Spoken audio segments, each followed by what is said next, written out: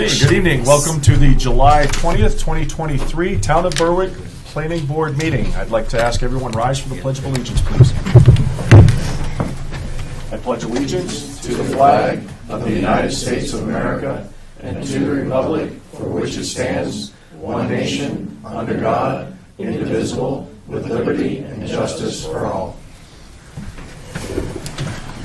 The introduction of board members. To my left, I have Mr. Paul Amatucci, Mr. Jerry Grabill, Mr. Don Ganarelli, Phil Roy, Vice Chair, filling in as Chair this evening, and our two newest board members, Mr. Les Bodwell and Mr. Rick Rains. Thank you, gentlemen, for stepping up and fulfilling your civic duty in this very important role for our community. We're pleased to have you as part of our team. So we will start this evening with the public hearing, and the first public hearing is preliminary plan, major subdivision, Worcester Road, R32 17E R2 zone provincial equity. After this. Thank you.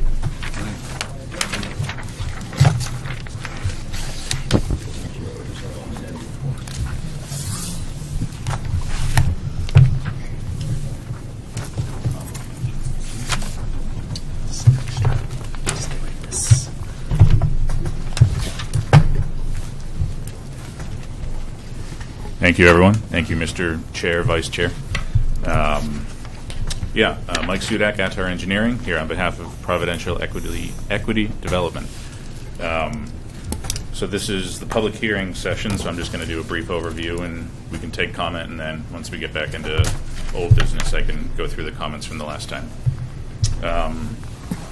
So we had a site walk beginning of last month, planning board meeting middle of last month. So just a brief overview of what you're taking a look at.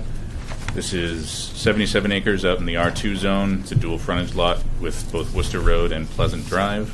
Our proposal is to develop a 14-lot subdivision, single-family dwellings, clustered lots, exclusively off the Worcester Road frontage.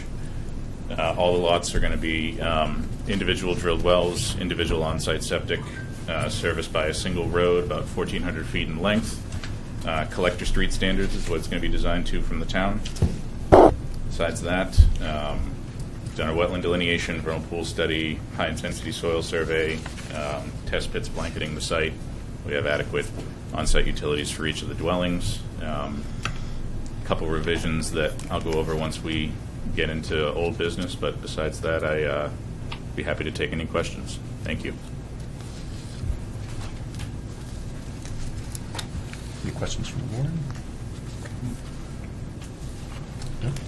Okay.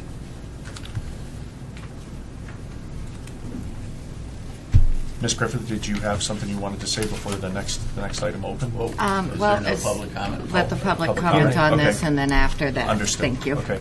I know, this Thank you, Mike. confusing last-second instructions. All right, floor is open for anybody with public comment related to this project. Okay. Okay. Hello, I am Noah Cobb, 90 Worcester Road. I'm also the chair of the select board. I am this entire piece of property here.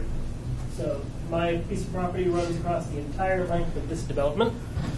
So I'm one of three people that I would say are most directly affected by this development. Could you show me again? Yeah. I missed it. Where are you? This is my property right here. So literally the entire length of the development. Got it. Like there, that's the end of my property, and that's where the development is. Okay, thanks, Tom. Yeah. I have no immediate objections to development, no environmental issues. I was sure somebody was going to buy the piece of property next to me at some point and put something there. I was certainly hoping it would be a bit smaller and not quite as covering of my entire property, but it is what it is. My biggest concerns, most were addressed in the site walk, that the stream would need to be preserved, and for the development's purposes needs to be rerouted. As long as that rerouting doesn't affect the stream's flow through my property, then I have no problem with that. The wood lines, I asked if they were going to be basically sheared down to their line, and they said they were going to keep roughly 25 feet inward of that from the line, which is good. The more, the better. The only concern I have from a perspective of the town, as from the select board position, is that the road, which is a cul-de-sac, will not be maintained by the town. The town will not adopt it. It'll be private, and some allotment in the deeds for these new properties will have to be made for the road maintenance, whether that be a homeowners association or a road association, because the town is not going to be maintaining these roads now or foreseeably in the future. The biggest concern that I have is privacy. Most of you were at the site walk. It's a big open field, which is what I bought 8 years ago, was a big open field on all sides, basically. No neighbors around. That was a conscious choice on our part to maintain privacy. My wife has pretty severe anxiety around people and pets and all sorts of things. So being separated from that is an important part of her comfort and lifestyle. And the tree line is roughly about here. So our backyard is being divided into at least two properties. So our backyard is going to become at least two people's backyards as well, which is a grave concern to her, because if there's people in their backyards, she's not going to be able to use her backyard. So my biggest concern is the privacy issue and making sure that we have ours and whoever gets these properties has theirs as well. So I strongly request that a fence be erected along that property line up to the wood line, a privacy fence, solid paneled, just to secure the line and to maintain privacy for all parties involved. From my understanding, a 6-foot fence can be put up without any engineering costs or anything like that. Beyond 6 feet would require engineering, and I'm not pushing for that. 6 feet is perfectly fine to maintain, privacy. It also will make good neighbors of us all, because we won't have to worry about where our lines are, where we're cutting to, bushes, trees that may be put up. My garden is actually about 5 feet from the line currently, just because it's in the back of a field. There's nothing else there. But if it's somebody else's backyard, I have to make some accommodation for them.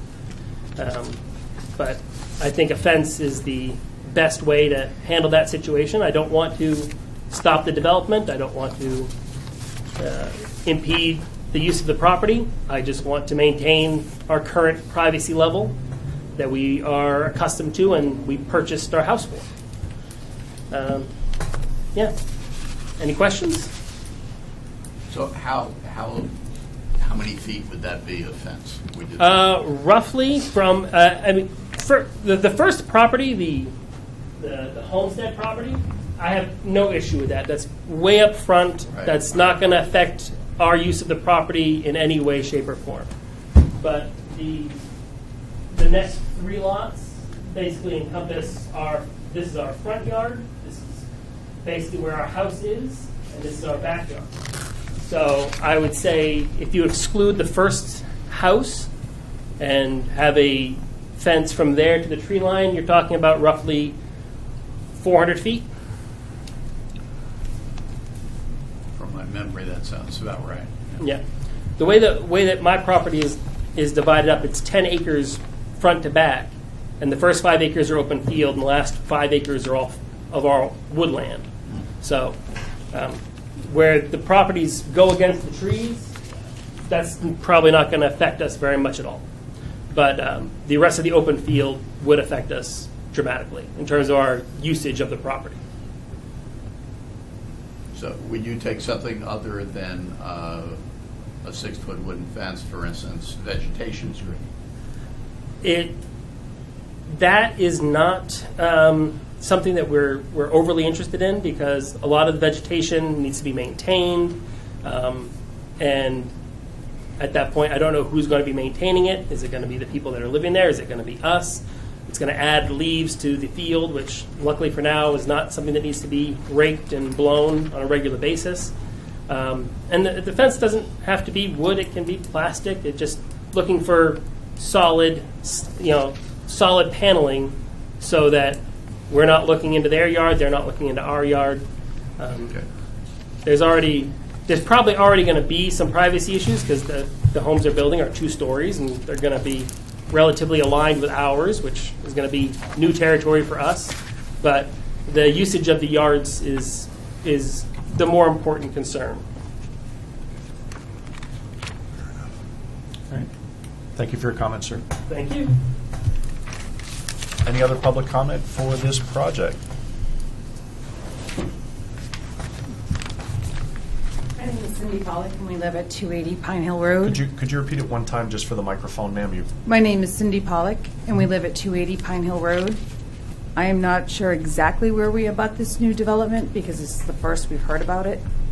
But our main concern is we got the letter for the stormwater application, and we don't want it affecting our property, obviously.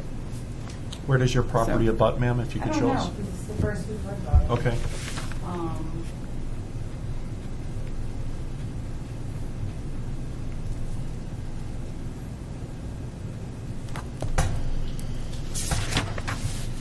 Are you familiar with the pre-existing They're home at the right here. Oh, okay, okay, They're right there, so it would affect all this.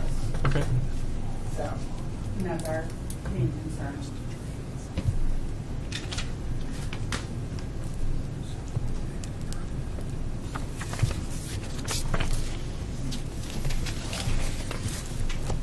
Any other public comment for this project?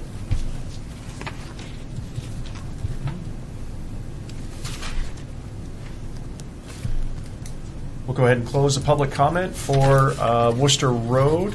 And Ms. Griffith, you had some comments to make before we open the next public comment? Yes, I want to let you guys know that that there is going to be some people speaking about the land use ordinances, and in particular, the design criteria needs to be voted on tonight.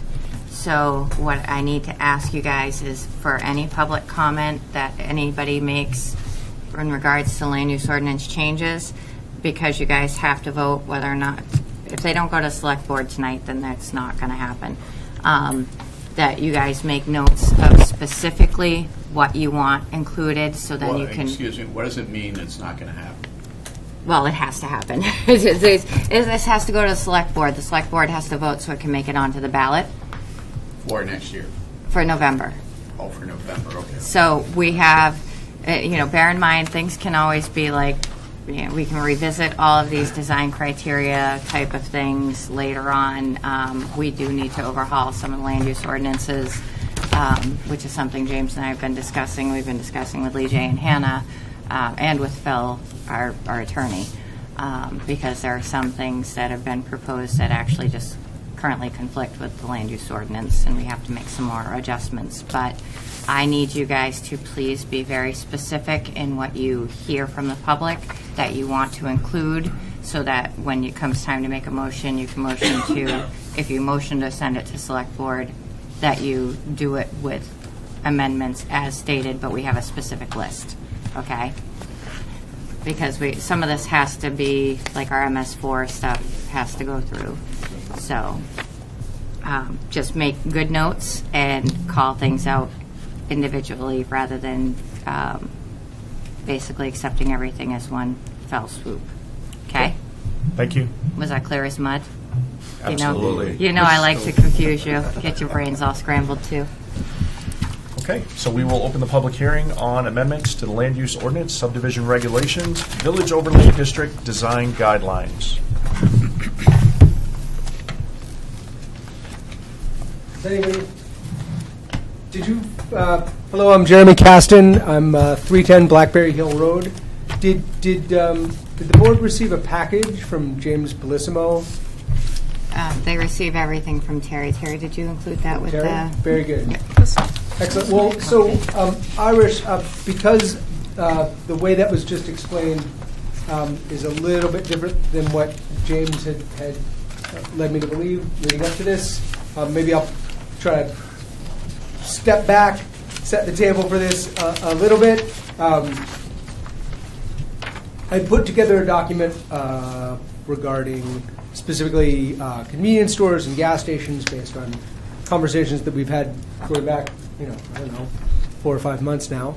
And that led to a conversation about the overall design standards as we move, potentially, design standards that apply to the downtown overlay district, to our essentially interstates, right? Route 9, Route 4, Route 236. I think about those as gateways into Berwick, and in need of some thought about what those designs should be so that anything doesn't go.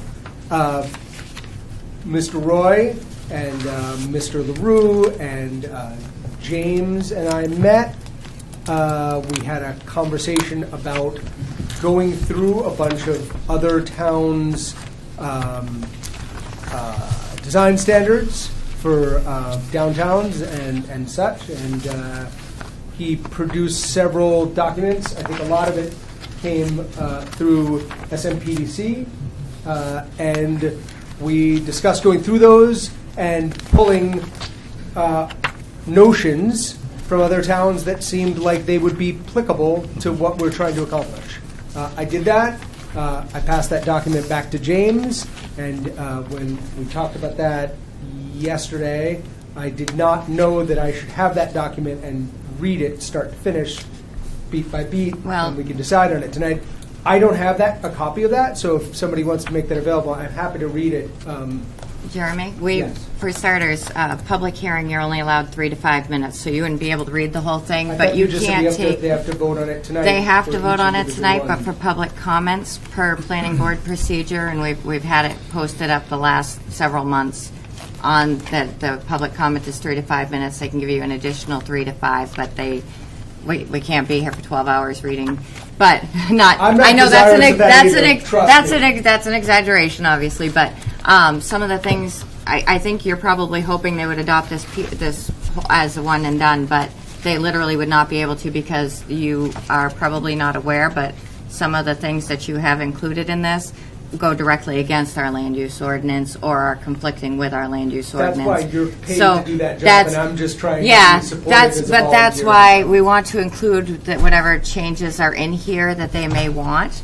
But I need them to be specific so that we can pick out the pieces they definitely want because we Have can't you do it. gentlemen had a one chance and to done. read through that carefully and make thoughts and notes about that as it relates So to these I changes? would like to go on the record and just say, I know we had discussed this in the meeting that we had with Mr. Caston previously with our town manager, and I knew there was a sense of urgency, but in my opinion, and I'm offering an opinion, this is a very crude document that is not, in my opinion, polished and ready for prime time. And I think, and maybe it's a discussion for another time, but do we put forth a weak document that doesn't necessarily serve the best interest of our townspeople in the order to rush it to a vote? Are you referring to this design? Yes, ma'am. As I'm going through it, it is, in my opinion, it is a bit crude. And I'm I sure just there's a think, lot of change that can be made, and I'm sure Okay. that a lot of Jeremy's recommendations are definitely things that we should incorporate. I do want to remind you guys, the ball doesn't stop here. I want all of you, the board and you, Jeremy, to be aware. What the recommendation the board needs to make is for it to go to select board. There will still be changes at the staff level. I mean, even if you guys wanted to just run through it real quick, pick out the things you think you want, or if you want to somehow I don't- state you want to incorporate it I mean, I I can can probably give get it through to it in him. 5 minutes. I'm really Okay. familiar with this I document. don't If want to they're speak willing for to, everyone. if they're I don't- willing to if you're willing to let him read through it, I'll give him a copy of this and. That's fine, but I Yeah. don't, in my humble opinion, our job is to provide quality products for the select board so that it's easily digestible, they can make their recommendations. In my opinion, and maybe other I people don't- feel different. I agree I with do you. not think this document is ready for prime time, and rushing it to a vote, I think, is the wrong answer for our town. And I understand that, and while I wholeheartedly agree everything should be fully reviewed, just so the board is aware, if this does not get voted on tonight to go to the select board, then this will be left off the November ballot entirely because we have reached. And what is drop what is dead the date for that. negative repercussion of us doing that? We wait another year and. You wait whatever another year happens in the for- town, yeah. More I- people standing up here in- weeping in- about what's happening And without have- and anybody have. doing it. But then we have a quality product. If Yeah, we're rushing so- this through And for then the have sake of time. rushing it through, we're not doing our due diligence as a board. And I think the push for it being rushed through, with absolute full respect to all parties involved, has been I think it has been more of an attempt to appease the people that have been coming up and making the statements and the concerns, voicing the concerns and the complaints, to at least give them some sense of, at least we have something in place that we can tweak for next year, because we can always revisit this. But if you guys are comfortable with it not going through at all for this year, then that's fine. I guess it's a matter for the board to determine what balance you want to strike with the voters. So I think, go ahead, sir. Yeah, I just feel that I agree with you, that I want our product to be exactly what feedback from the community tells us they want, melded with what the realities of moving forward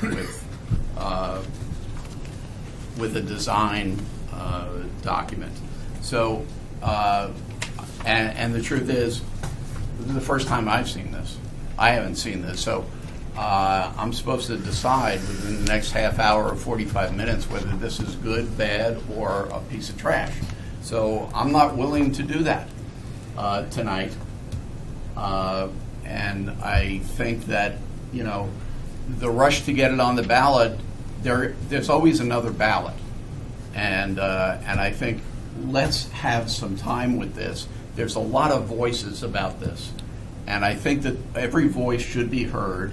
And I think that every concern has to be addressed. And it's not just the design. It's other issues. There are environmental issues. There are road issues. There's frontage issues. There's lighting issues. There's so many other issues involved in these types of things. And I'm just not prepared to say, hey, let's rubber stamp it tonight. I agree with you. I think our staff work is a reflection of our efforts, and if we are producing less than what I perceive to be quality staff work, it's a reflection on us as a board and us as a town that is managing the affairs of the town for the townspeople. I would offer that if we aren't able to get this before a vote, we as the board still have the ability to condition projects as they come before the board. I've been saying that right along, Yeah, but okay. this is something that the public has pushed for, so we've tried to Absolutely. appease. But if That we- being said, If we push through a less than stellar document, we're really kicking the can down the road, and we're not doing our due diligence, and we're not doing quality staff work. That's that my being said, opinion. I want to clarify for you guys that regardless of how you feel about the individual pieces, and you guys can make a motion for each individual piece, if the MS4 does not go to select board so it can get on the budget, then we are in violation of our permit with the MS4. That's the LUO stuff that Christy Rabaska was giving us all the confusing stuff. You took all my input on applying it townwide, that kind of thing. I don't think anybody here is going to speak to any of that, but that we do have to be compliant with the state with our MS4 permit. But that can be done do that different than through- this. Can we do that through conditions until we have a quality product? Are we able, is That- that within our power? That and part purview? you guys had already approved. Okay, That part was tended to months ago. okay. You guys approved that. Let me refresh the board's memory that Christie had presented. We had some discussion. There were some things that you guys kicked off of me, some questions I asked, some questions you asked. She made the changes, came back and presented those changes, and you guys accepted that part. but you never voted to put it to the select board. So we need to get that part done, because that's MS4. We don't have a say in that. And all that language, if you recall, was just what the state was saying we had to do, except for the parts that the board voted to make stricter, which she included. So that part is. So can we concern. break out? You can break everything out in Can we pieces. break out the MS4 and send that to vote so we are in compliance? Because we've gotten our input from SMPDC, which has brought us up to compliance in those specific areas. But with regard to our design guide standards, I feel I'm going to go on the record and say we, as a board, have not done our homework, and we need to produce quality work for the people of our town. So I'm going to be a no vote on that. Just as long as everybody is fully aware going into this vote that by saying no, that this will not be on the November ballot. If you guys are, I just want to make sure we're 100% clear. This will not be on the November ballot if you guys do not Am I vote. still within my moment to speak? Yes. Please, Jeremy. Sorry. Thank you Please. very much. Oh, Yes, sir. wait, you're still here? We No. stopped your stopwatch. I appreciate that.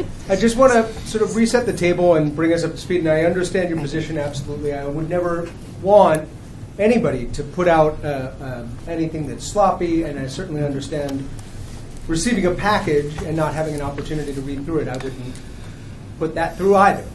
That being said, what brought us here was these multiple voices that you refer to, Mr. Amatucci, tend to have been Pat Bover and myself here for the last 5 months speaking to these issues. And There were calls. concerned- There were calls too. You guys weren't alone. That's why I said multiple voices. Understood. Well, and to that, I want to remind us that there are concerns in the town about a lack of preparedness for what is not just coming but arriving, and that, I haven't seen, I watch every one of your meetings, I haven't seen anybody getting up here and saying, what we need to do is make sure we do nothing, and you guys meet, on Twice a these month. Thursdays, and as far as we know, the public, we're not aware of other opportunities other than the one time that we sat down and said, this is the plan, put this together, get it here by the 20th, and that's how we're moving forward. With the town manager, I don't know where the disconnect was from. Well, we did have a Bradley's holiday and in between too, which I think James was out of town and- skewed some Understood. some timelines. That said, that was a plan that had been put in motion from the moment that we said, okay, we're not going to change the land use ordinance. Let's look at design standards as a way of protecting our town. So it may be that putting out a product that then goes to the select board to be point by point decided on is not in your best interest because it looks sloppy, and I understand that. But doing nothing is certainly more concerning than that, especially with less of an opportunity than these 4 minutes for the public to interact with you about these concerns. And nothing in there is, none of it's made from whole cloth. It's all from neighboring towns' design standards. It's taking design standards that we don't have for routes 4, 9, and 236 and saying, we're applying our downtown design standards to those. Additionally, these would be some good considerations. They're pretty simple. None of it's super complicated, set back. A lot of these have very complicated tables. These are like, you should have pathways. Garbage should be screened with trees. Like, you can't have advertisements. You can't have a gas station where you pull up and the pump starts talking to you and it's playing an ad.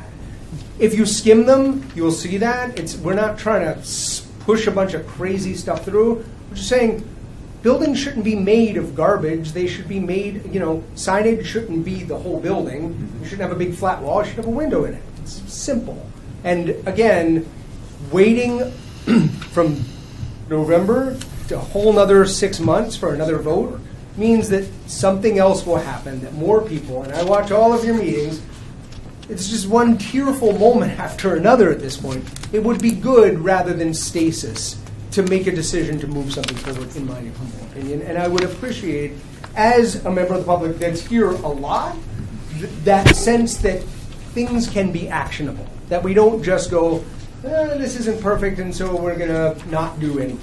And again, this was the plan. We followed through with a plan. and then I'm arriving here to learn, oh, well, each of these should be individually decided upon in 4 minutes for a document that's borrowing from neighboring towns that, you know, that you guys saw what those were because they came from SMPDC and the town manager. So that's how this was built. If you would like him to go over them, I'll Let give me you say this. something. At the last meeting, you weren't here. Lee J was on the screen. We went through some of this stuff. Who was on the screen? I'm sorry. Lee J. Lee J, Yeah. okay. We went through this, and we gave him input. None of that's None of the reflected input's in in here. here. I sent a memo. None of it's in here. And Okay. they said at that time, we would sit down and discuss this. We've had no time to discuss this. So I'm voting no, because it's not being adhered to, and I'm not pushing something through that I don't believe in or haven't had time to discuss with everybody. I and get appreciate input. that information. As you stated, I wasn't here, and I'll be honest, I was out for the better You part were of 10 probably on days sick, and I was trying to, know. I've been trying to catch up, so I have not watched that meeting yet, so. And Jerry, I haven't seen that packet, and I mean, in your know- defense, I and I'll- remember that meeting and those notes. What can we do, short of blowing up the world for another 6 months and saying, well, our hands are tied? Is there any other action Well, that can be taken? I think our hands aren't tied, and But with I would like. another timeline, this is what happened last time, is we're like, Correct. well, Timeline. my hands are tied by a timeline.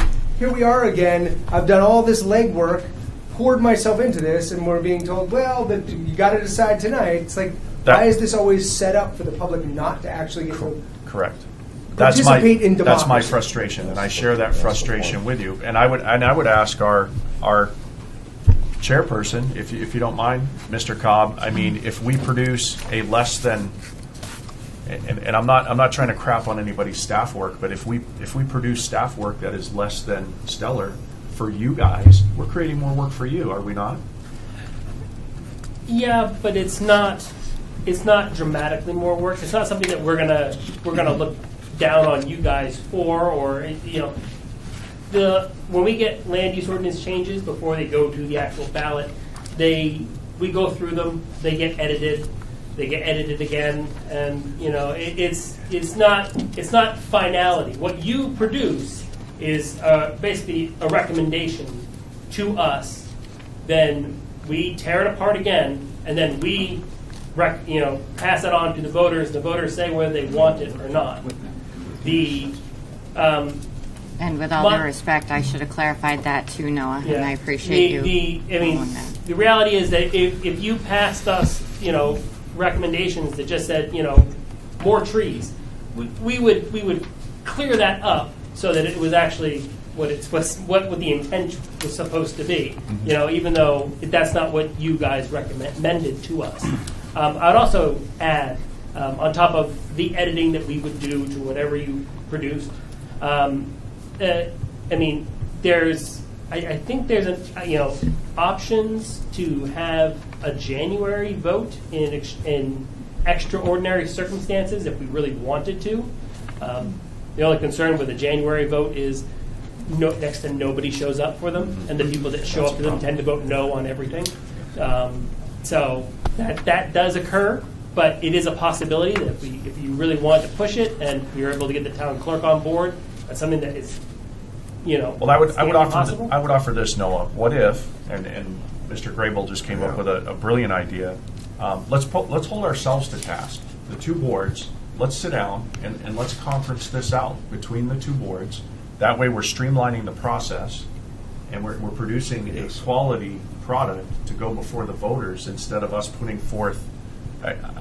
I would be less than excited to put my name to this document and saying that we should vote for this and send it forward, because we have not done our homework, in my If I opinion. may, Please. also the fact that there were notes made with our town And they're not planner in that here. are not They're not in reflected in here. this document that I haven't seen Right. is deeply concerning and should absolutely be fixed before it goes to a vote in November. Is there a way, I think this idea is amazing. I Could was we gonna get a suggest date on a executive calendar session. to commit to us meeting with the select board to hash this out that would allow us to make some type of a quality product to put before the voters before the vote?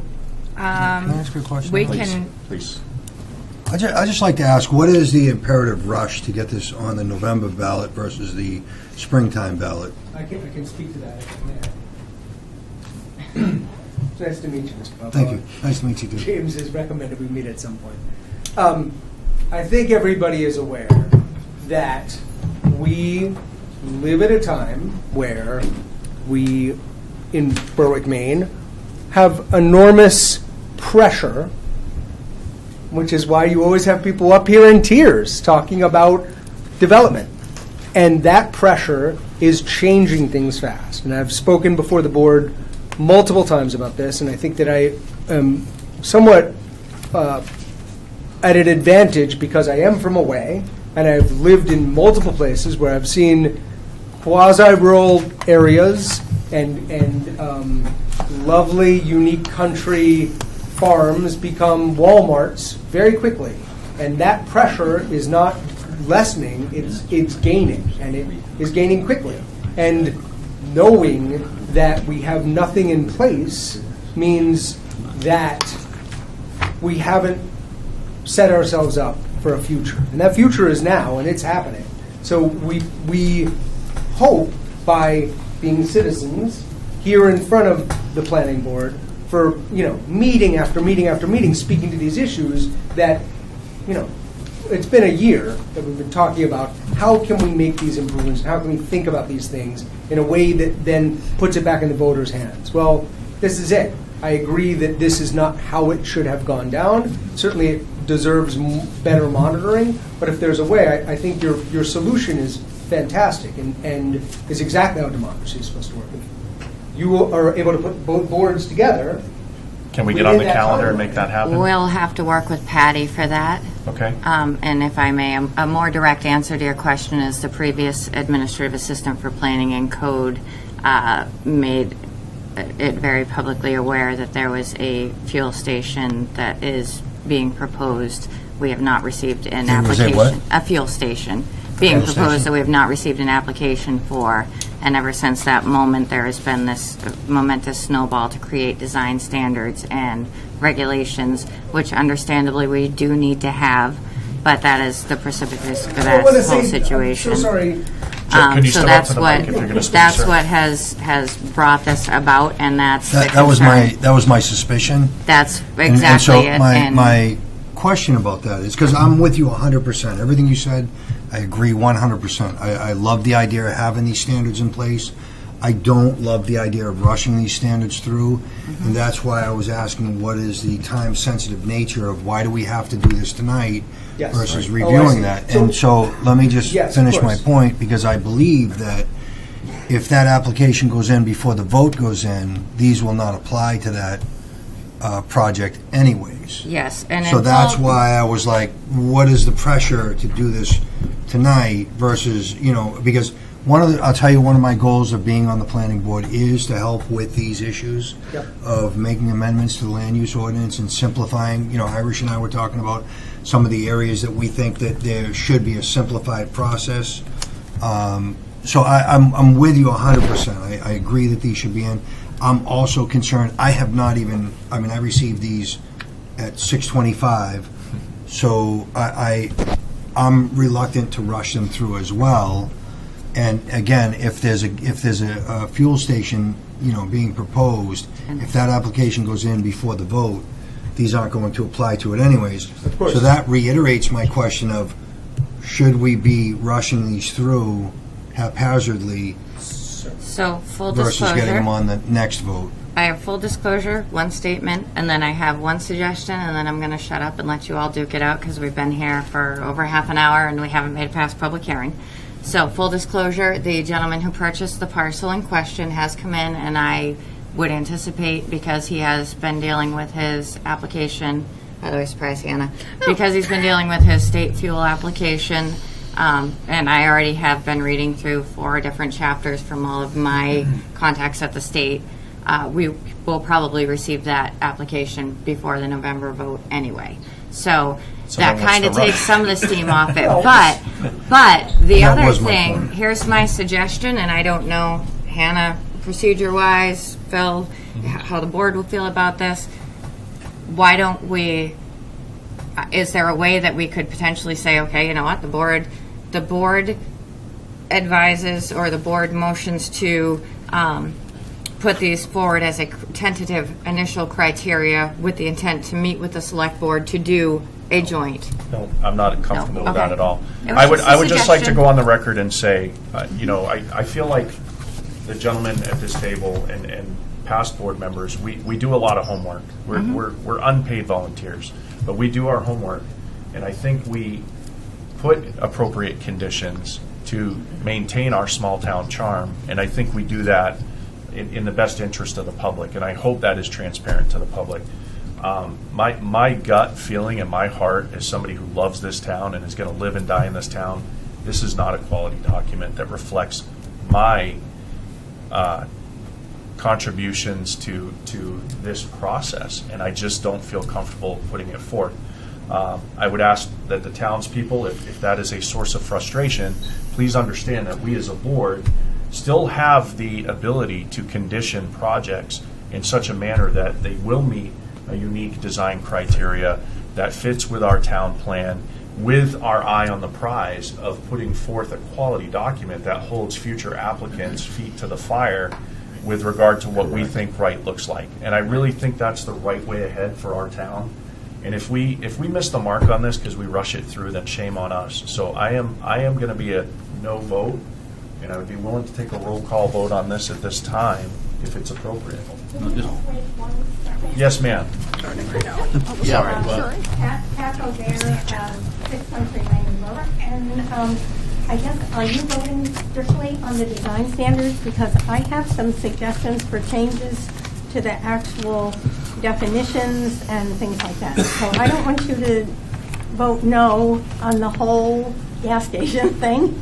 If you're voting strictly on those design standards, that's one thing, but I have things that I would like to bring forth that would probably be fairly easy changes. We would love and to. perhaps these things can go forward, and the design standards can wait. would love to see copies of that too. I have them. I'm sorry to say they're in my kind of That's great all right. kookanami work. When I explain it, I think it'll all be good. I am like you, I don't have a lot of time to be doing this. No. Thank you. Mr. Vice Chair, I'd just like Yes, ma'am. to advise whatever vote that the board decides to make, don't make any votes until we get to the actual agenda item for Okay. this. Wait and Absolutely. close the public hearing, then do all the votes later. Thank you. We've been in the public hearing for ever. Thank you.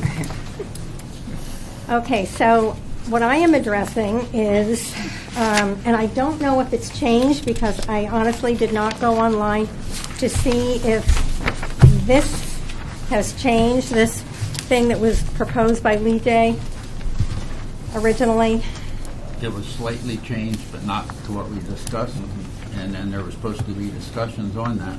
Okay, so I'd like to just do some addressing of that actual sheet. So do you all have that sheet? Yes. Because I'd like to start at the top of it. Okay.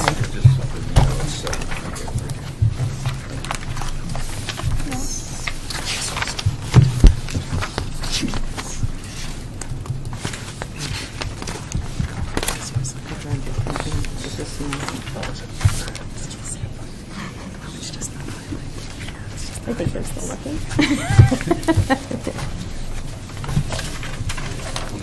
I'm sure you can share. It's not like it's... This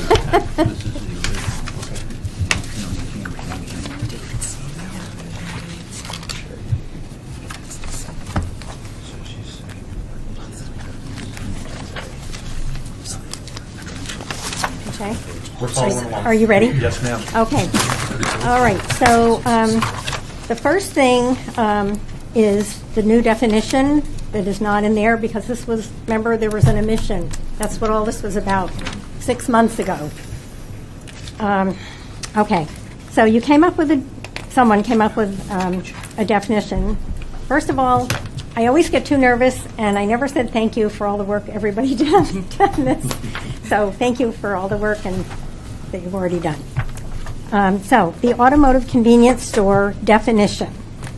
I think the definition is fine, but when I got thinking about it, it does not take into account a stand-alone gas station, like in North Berwick.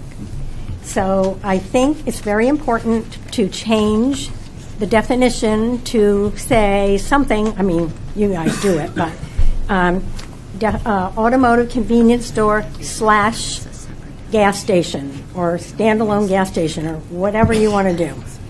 But you don't want to have an omission for a standalone gas station, because if you come in, I pretended I was coming in with a standalone gas station going through these, they don't apply, not all of them.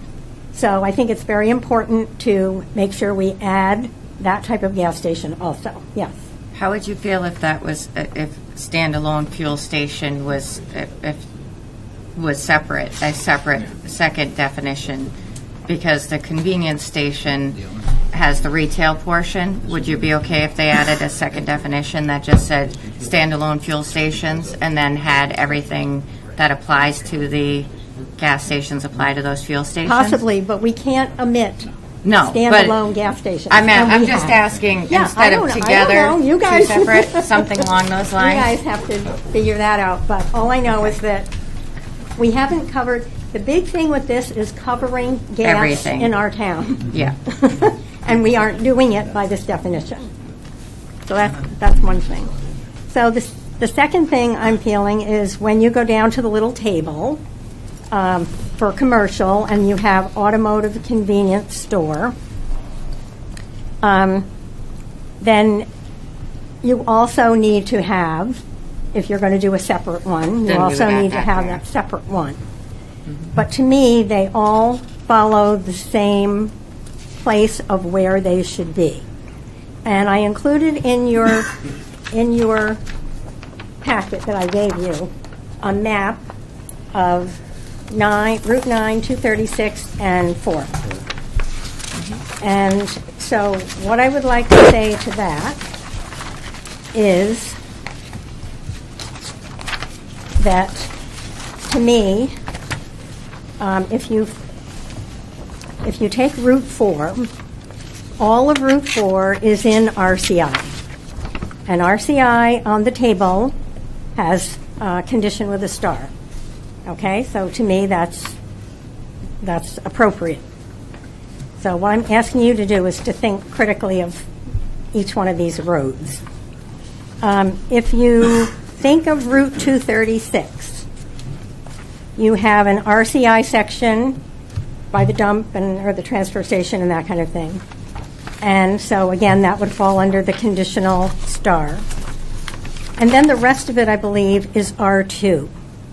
You think of Route 236 and the way the land is very much open land, farmland, that kind of thing. And Route 236 is very high, and below where everything flows is the Salmon Falls River.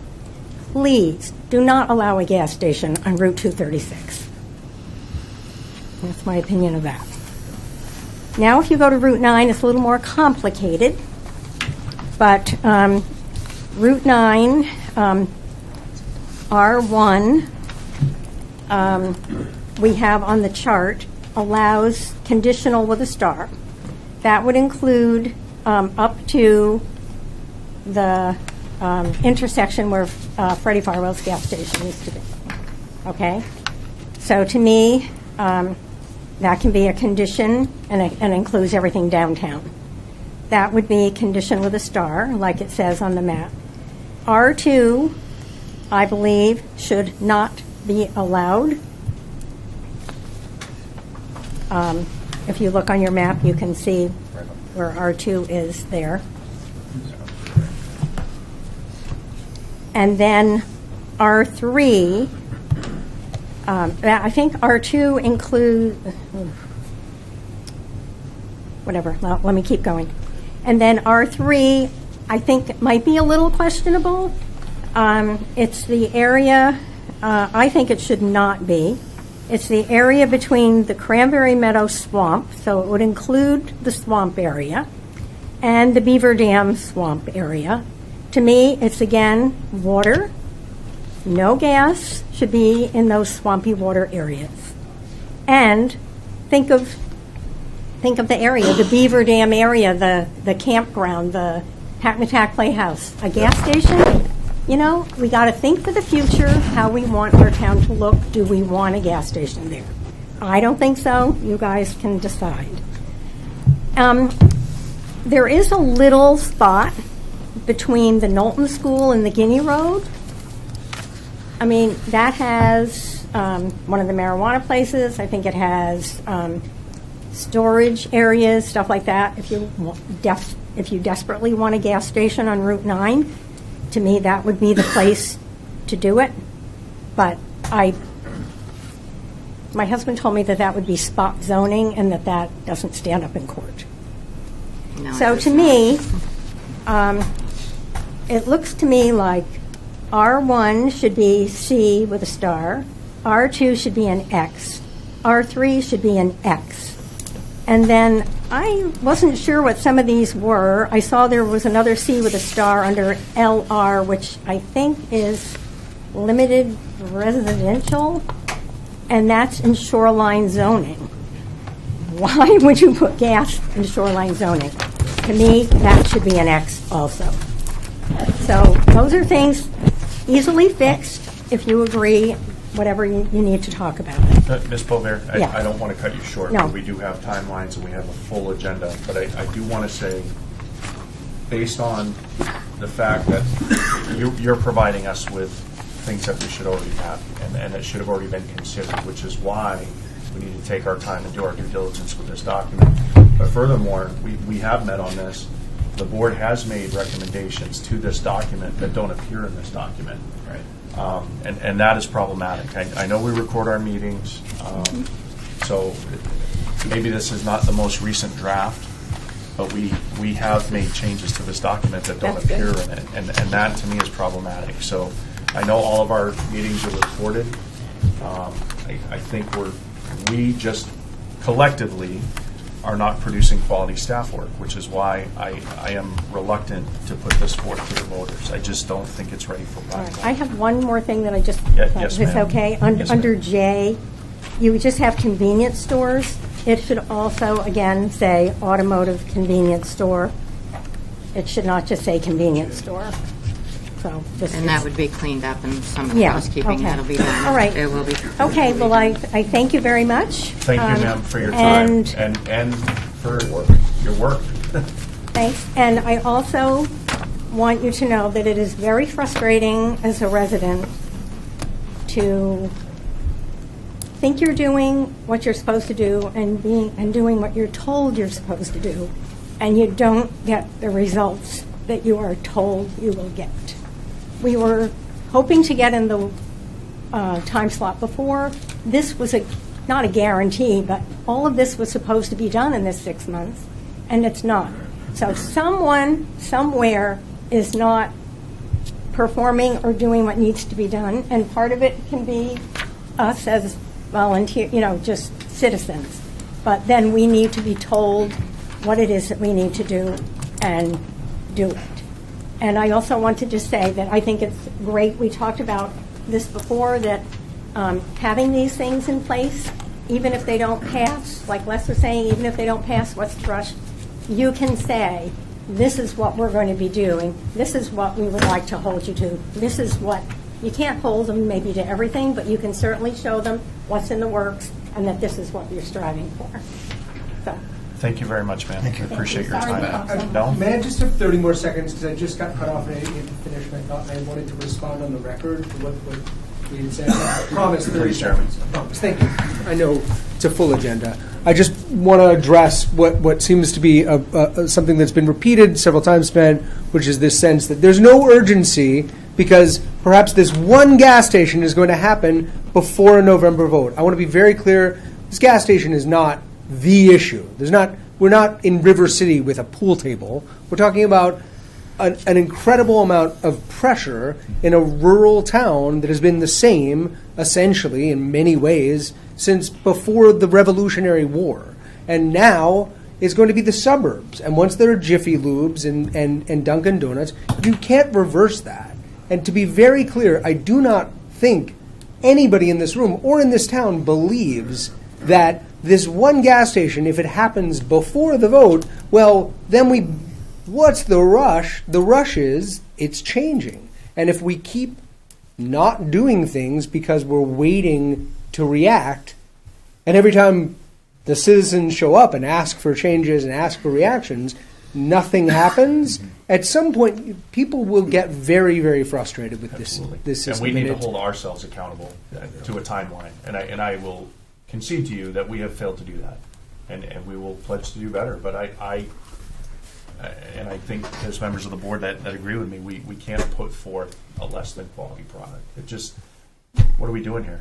If we're just going to put out paper for the sake of putting out paper. Well, it's not paper. It's actually ideas that It's are ideas, backed up but by they all should the be- towns around us that have done a very, very good job of what we have failed to do. Is there any way you can have an executive session to go through any of this, Well, to make that's what these we're decisions? asking for with the select board, and I think that's going to be our best chance with a way ahead I would to get hope this that done. for all the people that we interact with outside of this room who say, I am very, very worried. Can we embrace technology and look at a calendar? We have the chair Well, the of problem is, I can't make the schedule. we have the chair, but we do not have their administrative assistant who holds Okay. onto their schedule. So what we'll have to do is we will have to embrace technology and do it via email once I can pick some dates Okay. with Patty. If I could set it myself, absolutely, I would pull up a And calendar. I'm not intending to hinder the process. I hope no. I'm not coming across as that. If anything, I want to make sure we're doing our due diligence for the And town. I'm not we're- trying to I come don't off feel like as we're not. pushy because I completely understand the board. And again, I apologize for not watching that last meeting in preparation of this one. I just want to make sure that whatever we can get on the ballot that benefits the voters gets on there. Whatever you guys can't, we can't. But I just wanted to make sure. I didn't know that there was It's another worth putting in document. the sweat equity. I'm willing to do it. Let's Well, do it. I wasn't aware that there was another document that was supposed to have been prepared again because I did not watch that, and I don't know what the deal is with that, and I will follow up for the board and for everybody to be aware of what's going on there. That having been said, I assumed that this was the most recent updated copy, that you guys were aware that this was all happening, and I wanted to make sure that if you guys chose, all but lines 4 out of page 1 of what Jeremy had proposed, that you guys knew that specifically and could tell me that. You know what I mean? Absolutely. I wasn't trying to incite a riot. And Jeremy, I know this isn't the only, one fuel station isn't the only thing. I've been here and I for get 2 that. years And I talking don't. about I this. hope I didn't give you guys that impression. And I do want you and Pat to know that I am reading 4 chapters of the most boring, dry reading I've ever read. Compliments of Maine DEP and their fuel tank storage evaluation stuff. But I'm doing it for you guys, so we're gonna get through it. Mr. Raines, did you have a comment? I did. I just wanted to say that I empathize with how you feel. I sat in those chairs those past 6 months, and I've heard you and Pat get up and talk very passionately about this, and I'm in agreement with you. And I think this document is a fantastic starting place. And I think the first 10 points are kind of, we'd like this, and then the next 10 pages are only recommendations, which can be agreed to or not. I joined the board most recently because I want to be, like Phil says, I want to be the change that I'd like to see. And one of the things that I want to do is prevent this from happening again for another topic, for another land use ordinance, for another area of town, for another set of buildings or residences or anything like that. And communication is key. We all fall through the cracks at times, and we're human beings, and that's not an excuse, but it does happen. And I just wanted to let you know that you've done a fantastic job coming here and speaking your minds, putting together this paperwork. And I, for one, am going to fight very hard to try to expedite this process to get something, to get some kind of change going before we're here 9 months from now talking about it again. Thank you. I You're welcome. appreciate that. And I appreciate all of you and all of your time and all of your serious consideration to all of this. And thank you for suggesting the meeting. Yes. I think that's a fabulous solution, and I think it would mean a lot to the voters and the citizens to see something in November that represents the planning board thinking about planning so that we are getting ahead of these pressures. Thank you for your time. Thank you, Secretary. I think listening to all your concerns and our concerns is sometimes we have to have the courage to do the right thing and not always what is expected. And that's something that we all have to keep in mind.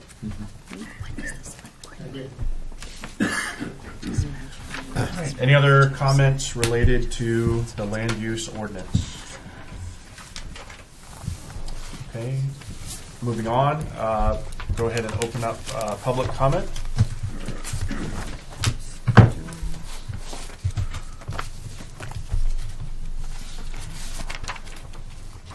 Anybody for public comment? Well, I'll comment. I just put you on the schedule to make sure on Monday that I get some dates for you. Okay. The next agenda item is approval of minutes. There were a couple of errors with regard to the minutes on page 3, the bottom paragraph. It says Ms. Bonine stated that she does expect anything regarding. I think that was supposed to be does not. What page? Third page, bottom paragraph. Ms. Bonine stated We she... we excluded the word not. Correct. I believe so. Thank you. And that was a good catch, Mr. Raines. Thank you for bringing that to my attention. And then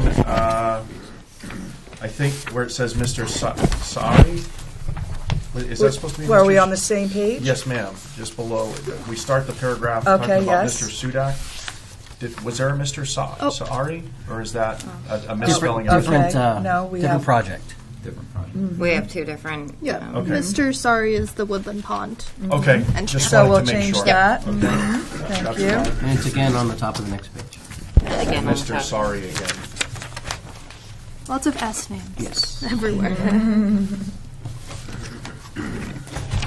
If we can make those amendments and corrections, I would make a motion that we approve the meeting minutes as amended. I second that motion. Any further questions? Roll call vote. Who made the motion? I made the motion. Phil and Dawn. Second. Yeah. Mr. Matucci's a yes. Mr. Chair was a yes. Yes, I'm a yes. Yes. Yes. Okay. Unanimous vote. Okay, old business. Final plan, major subdivision, Woodland Pond, Alley Pond, R7 Lot 2, and Johnny Lane R8 66 Altus Engineering. Mr. Chair, We're talking about I want to go on record as saying that I have a conflict of interest with this project, as I have interest in this, so I'm going to recuse myself from all discussion and all voting, and actually remove myself from the table. Thank you for so that. that you guys can proceed. Yes, sir. Thank you. Thank you for not making me. Thank you.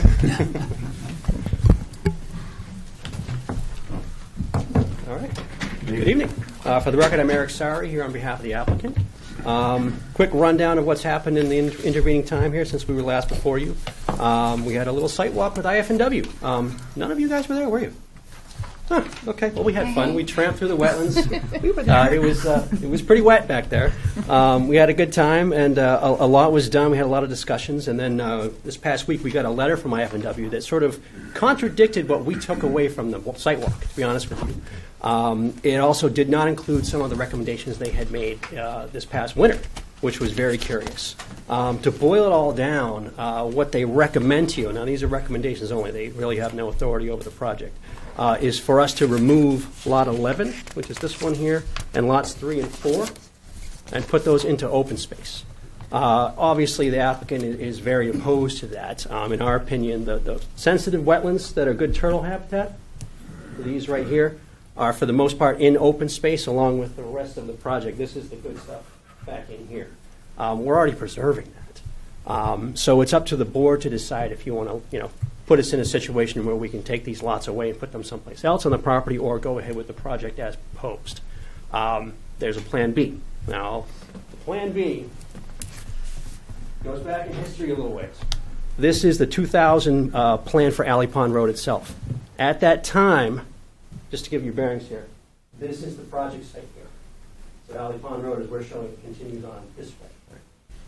They had a future right-of-way wrapping around the back of this lot here, which was curious, and then it showed up again, not called out as future, it actually calls it out as a right-of-way, on a 2002 plan, which documented the easement down to the fire pump, for the fire department.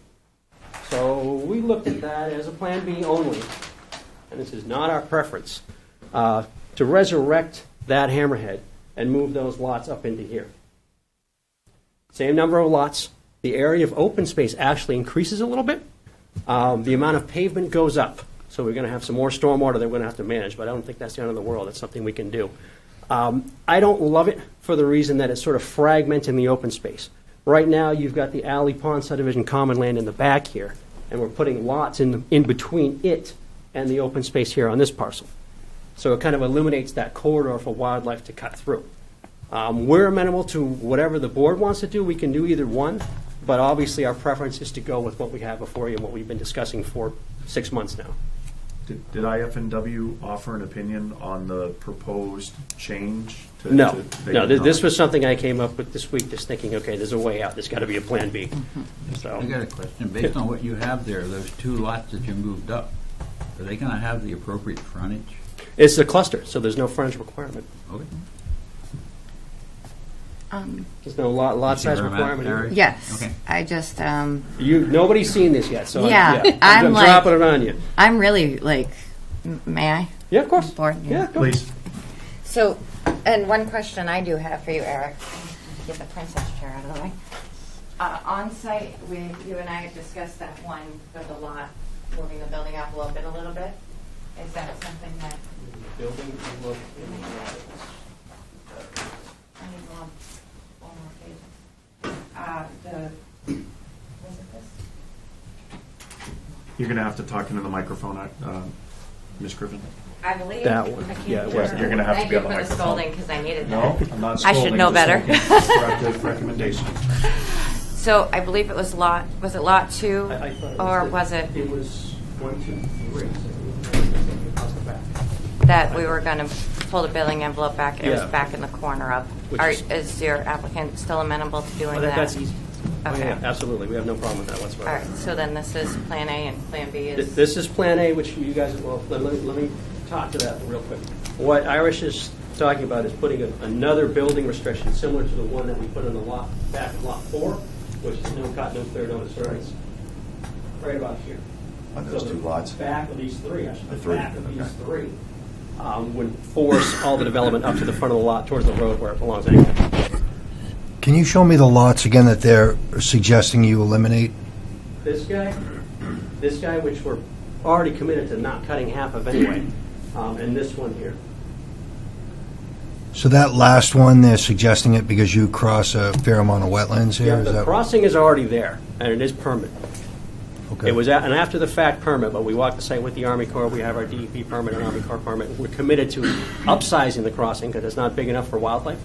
Army Corps is very adamant about that one and the one that crosses the main stream here. So they will just get upsized to big pipes that are half buried in the ground, so turtles can go underneath it. So that's already on the plan and part of the project.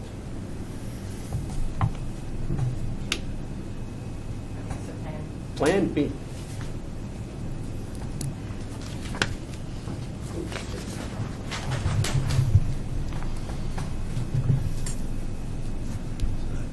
Would that require another chop from IFNW, though? I don't know. Okay. I mean, again, they don't have jurisdiction over this. They're making suggestions only. It's for the planning board to decide here what's best. I think they were more concerned about this wetland path coming down here because there is a little bit of a stream in there. Right, and that's why... That's what you took away, right? That this sort of stream complex is what they were looking at. Yes. Yes. That's why I asked you, to show me again where the lots were, where they were suggesting taking the lots out. Yeah, so it's in this Plan B, it would be this area, and this lot in here would be open space, and the lots would move back in here. But open space would increase slightly. So you put the lots on top Yes. with the T-bone? Yeah, with the new hammerhead there. It's doable. So what is eliminating those lots accomplish? I It's think minimal. he wants, IFNW as, is yeah, invasive species. he wants as much development away from this stream complex, which goes down through this wetland here. That was some better turtle habitat.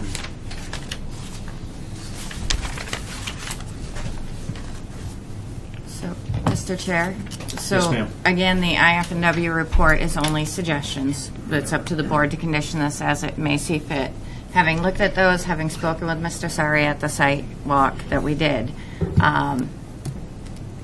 my personal opinion, although, yes, I think you guys have established by now I love me some open space.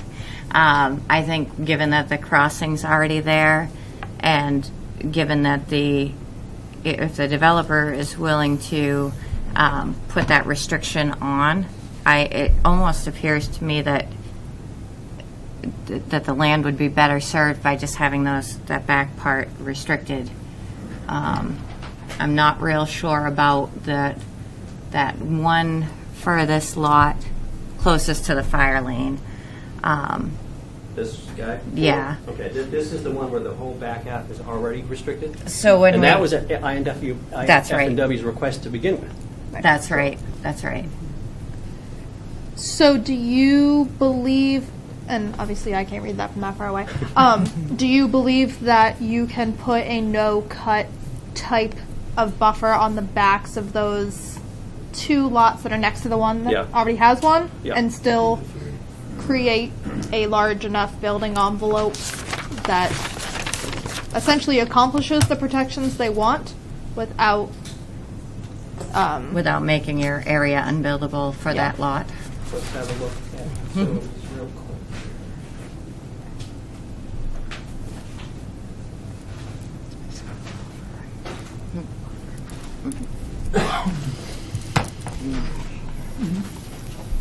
Okay, so the leach fields are up front already, which is good. And I put the wells way at the back.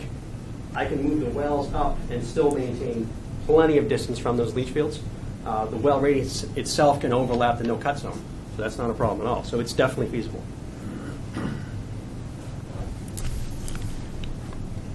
Thank you.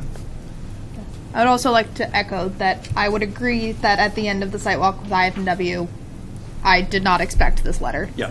to say what it did either. So why did they put that verbiage in there? I don't know. Why are we getting blindsided? Because I don't know. This is where I'm torn. Is This if we make concessions for one development and the next one comes in and we have kind of thumbed our finger in the eye of IFNW's recommendation, I think it puts us in a very precarious position, and it creates a standard. Right. And I'm just reluctant to go down that road, but I don't know how do other board members feel about that. I'm kind of feeling that the Plan B is the way to go here. I think it But does that necessitate another IFNW? Well, it's all in upland. Here's Plan B. Well, it doesn't change the areas. I mean, the areas were investigated. I wouldn't Right. see why they would have to good come point. looking. Good point. Yeah. There isn't any wetland up in There- that There's no wetland area up in really here. anyway. This wetland we walked through was not turtle habitat for sure. Right. This is just a little chunk of isolated wetland in the back forested, so this was the critical stuff coming through here down to here, Yeah. which crosses over to the pond.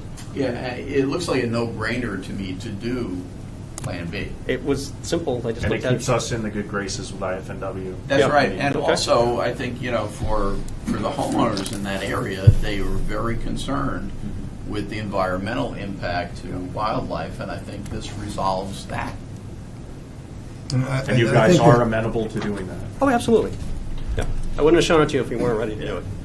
And I think that the what I'm seeing there is that the path of the wildlife that we're trying to preserve. If that was somebody's lot where that crossing is, well, then it's less less protected than if it's open space per se. If it's open space, nobody's running a lawnmower or encroaching on the Dumping their habitat. grass clippings in the wetland, which is, And I think as a developer, I think I like this plan better anyways. well, he's got to pay for a little more road, of course, but I got one question. Yeah. Good, please. I got one question on this. You said the other plan, when you had that up, you had to upgrade the drainage.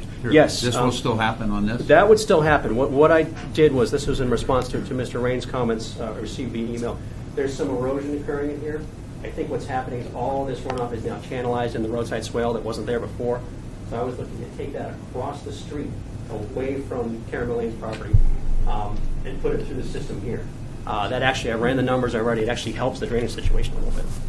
So it's totally doable. I mean, the design is done already, so it's ready to rock. Iris, just, do we have to do another notice for butters on that other end if they move the lots up there, or has that ship already sailed? Are we good? Hannah?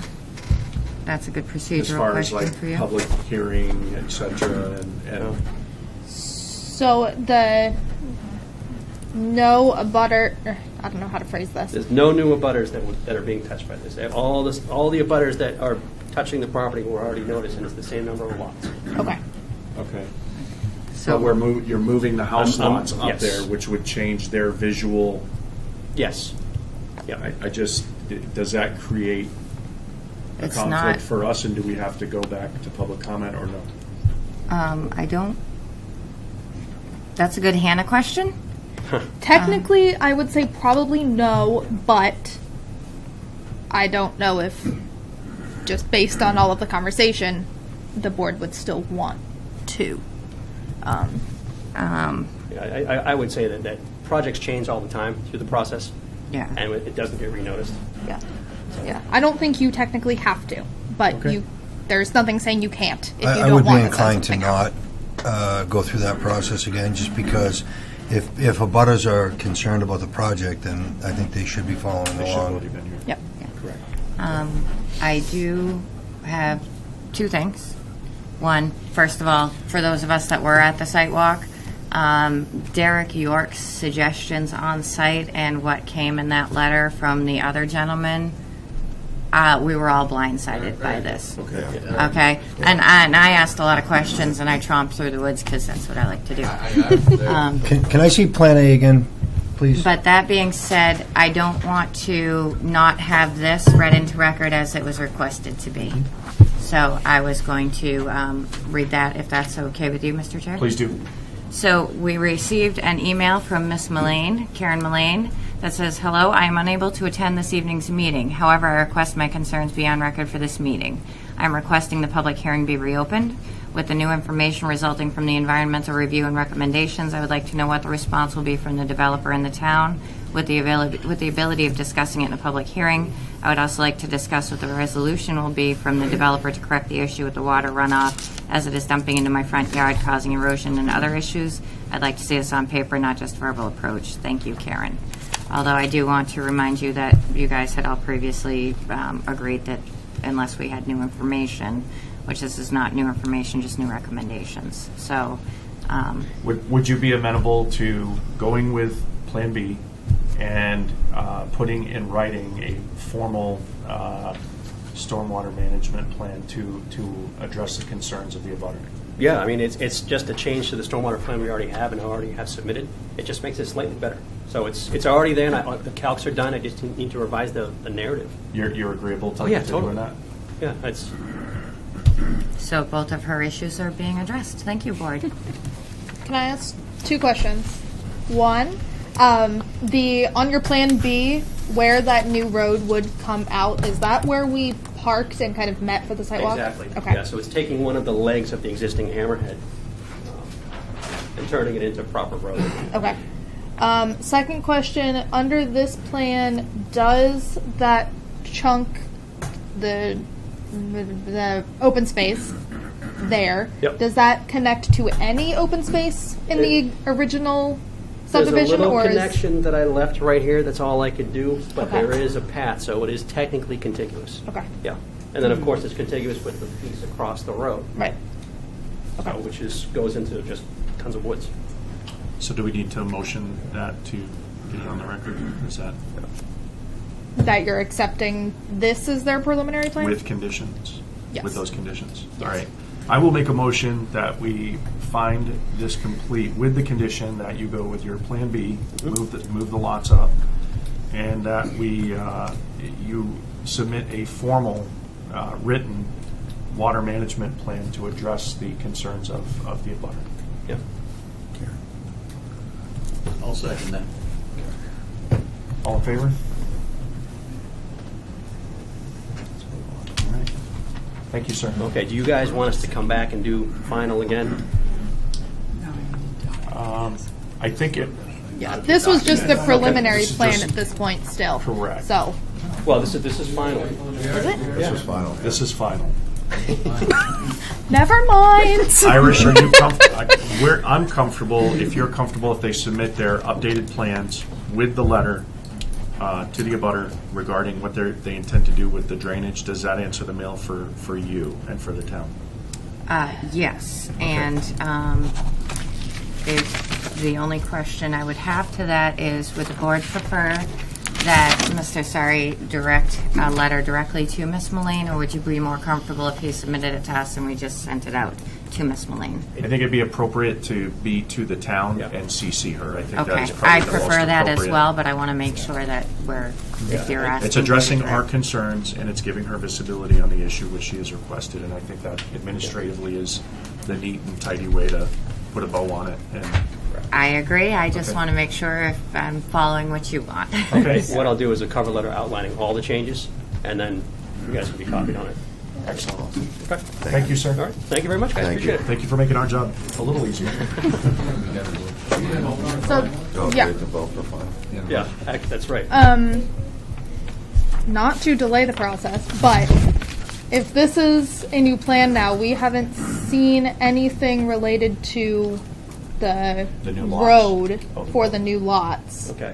Well, the lot size is there. I mean, the road itself, I mean, that's the flat part of the site, so that's about as easy as Right. it gets. I mean, I don't think it needs to go through engineering review. I think we're just going to submit the calcs that go with it. The plans would be amended to reflect that. Obviously, I'd have a new plan and profile, a new grading plan, and maybe a few new test bits for septics, but that's it. I mean, it sounds like a lot, but it's actually pretty minor in my world anyway. Does that answer the mail for SMPDC? Does that pass muster and it's on? Or do you need time to digest that and get back to us? I would be cautious to approve a final plan when you just saw it for the first time today. Okay. I'm not saying there's anything wrong with it, but I would say next meeting we can approve a final plan if we can review. I don't need to send it out to an engineer, but I would like to see the plans before the board approves them. Okay. I don't think that's unreasonable. So, in that case, Eric will get us a copy, digital, and we will send that over to SMPDC for SMPDC to review and give a thumbs up, thumbs down, or what have you, and the next meeting the board can vote. Yep. Do we need to do the Could we entire just- public hearing and such, or can we? Can we make a motion, just to streamline the process for the applicant? Is it appropriate if SMPDC approves of the changes made and they have the appropriate documentation, if it passes with SMPDC, can we we do vote a on it condition tonight that way? and I make think that a would condition? be a great condition, actually. And that way, we're not holding up the applicant. So if I'm not mistaken, what you guys are looking to do is to make a motion to approve the Plan B as the final plan pending SMPDC's approval, and with the condition, the additional condition that Mr. Sari puts in writing the stormwater for Ms. Mullane's property. I think that is that- less administratively arduous for all parties involved and moves it along if it is procedurally correct to do it that way. We've been in front of you guys a while on this. I think it's time to move it on. Does that Is that- answer the mail for you? Is that reasonable? Sure. Okay, I would like to amend my motion that we do what you said. I've been waiting for a man to say that all my. Sorry. Okay, so Phil has made a motion to amend the motion to include the SMPDC. So we have a. So with SMPDC's But do we have a review and second? approval, that will be an additional condition to the previous aforementioned conditions. Okay. I'll second that motion. All in favor? Okay. All right. Thank you, sir. Thank you very much, guys. Appreciate it. And I'll deal with Karen. Good luck with that. But it's all going to be fixed. See? You guys got more land around you now, so. All right, next item for old business, preliminary plan, major subdivision, Worcester Road, R3217E, R2 zone, Provincial Equity Development LLC.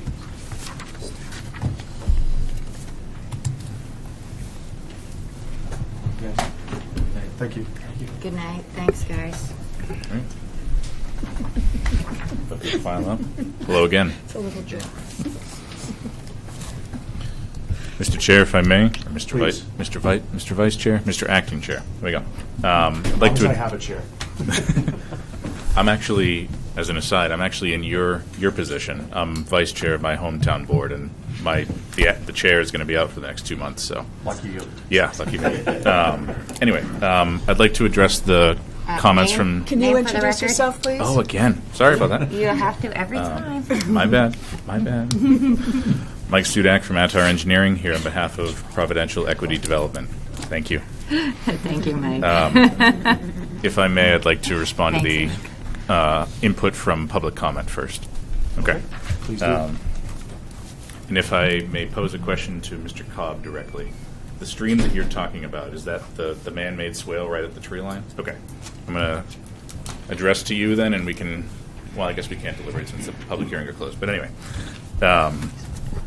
So yeah, talking about the first comment from Mr. Cobb, talking about rerouting the stream or preserving the stream. Through our stormwater model, it's actually a deep enough swale, the man-made swale, but it's a deep enough swale that it's going to be hydraulically disconnected from how we're managing the stormwater from the proposed road. We're going to have a roadside swale that's elevated enough that even the bottom of that is going to have adequate cover over a culverted crossing that's effectively going to mirror the existing swale that you guys on the right side of the planning board bench saw out at the sidewalk. So that should be good. There should be no upstream effects from that. Next comment was regarding the preservation of the tree line. And to echo what Mr. Cobb said, at a minimum, the rear yard setback is going to be preserved for all of those lots. So that's 25 feet in the R2 zone. So at the very least, that's what's going to be preserved along your property line there to the north. The next comment, you're absolutely right. There's going to be either a road maintenance association, homeowners association, depending on how it wants to be set up, to either incorporate the stormwater management elements or not, is going to be established for this development. And then the last item regarding the fence, it's something that I certainly can confer with my client on. You're right that that's not an insignificant distance. It's probably, between 400 and 500 feet. And while being respectful to the ailments that you listed for your wife and also being respectful for the cost for that, is fencing going to adequately solve the issue? I guess is just the question I'd ask for you. We can certainly deliberate. We're at preliminary plan. We're going to have a couple more, or we're going to have another whack at this for final. So we can get together and we'll see what we come up with, and that'll be presented for final, is how I'd like to handle it now. It's not something that's required for this type of development. It's certainly a fair consideration to have privacy. It is wide open out there now. So we can take a look at what's reasonable for providing that kind of privacy, and also just being realistic with the type of development and the size of the lots and what type of privacy you can actually be gained out there, because all these houses are going to be 2-story, including yours, which is wonderful. It's up on the hill. So we'll take a look at it. That's what I promised to do for now. One item for consideration, Sure. sir. Would you guys be amenable to, and maybe it solves both problems, and just throwing ideas out there. You put up an 8-foot tall fence, you've got 2-story houses on either side. It really does not solve the visual issue for you. It is a barrier, and I certainly understand your concerns. Would you be amenable to considering a visual buffer, some type of vegetation possibly, that would be on that side of the property, so it's not to affect Mr. Cobb's property, just something to break it up visually for the people you're selling houses to and to him? Is that something in the realm of possibilities that you would consider? It's in the realm of possibility, but I will say if the intent is to completely solve the issue of privacy, then that's not going to do that. That'll provide some amount of sound dampening. It'll be a beautification of the space of the rear yard, but besides that, I mean, unless we're putting staggered rows of evergreens for 400 feet, and I don't think I need to confer with my clients to say that is a gigantic expense. Okay. So we will look into the options. That's what I can promise for now, but your comment is noted. Thank you, sir. Yep. And thank you for the comments, sir. And the other abutter that spoke was Pollock. Nice to meet you. So I can go into this with you, or it can just bleed in. One can bleed into the other. Stormwater concerns, completely legitimate. And if I couldn't quite see where you were pointing, ma'am. Bottom all the way down south, right? Okay. So. Yep, got you here. Thank you. So the closest point of your property is, I'm going to say, over 1,500 feet from the closest point of where we're proposing to develop. Even so, the entire parcel is being analyzed with the stormwater permit that we have applied for with the state, and we are required to demonstrate that we have a peak runoff reduction, or the flow of stormwater does not change in the developed condition relative to how it is right now at the property line and at the downstream resources. And the downstream resources in this case there's a lot of culverted crossings of Worcester Road. There's probably 4 or 5 30-inch pipes that all flow west, and it becomes the headwaters of Pine Hill Brook. So that's the resource we analyzed. And we're demonstrating, we have a couple on-site BMPs I'm going to get into with these gentlemen, but we have demonstrated that we have a peak runoff reduction across all rain events, so you should have no adverse effect for your property. Thank you. That's all I have for abutter comments. I'd be happy to quickly go over the progress we've made since the last time we saw you gentlemen, and to catch up to speed the 2 new members. So really at this point, it's just progress we've made with the state agencies. For those of you unfamiliar, we've received sign-off from the Maine Natural Areas Program and the Historic Preservation Commission. Both statements of no concern. We had 2 species hits from IF&W, one for, I'm going to get this right, the spicebush swallowtail, which is a butterfly. We received a statement of no concern from Mr. Philip Demanier, who's the species expert from IF&W, so that's good. The other one is, as the Alley Pond people are familiar, Mr. Derek York's habitat, actually, I guess 3 hits, habitat for both the black racer and the landing turtle. There's a couple hits in the area that the IF&W, I guess, overall map pulled. Spoke with him the middle of last week. He requested an updated species list of the forested wetlands near our development here.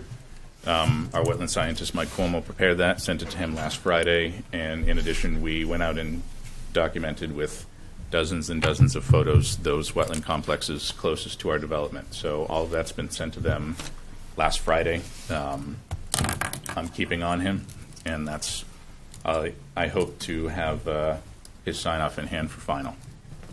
Besides that, for the DEP, the tier of stormwater permit we're in is the stormwater management law, because we're over an acre of impervious created.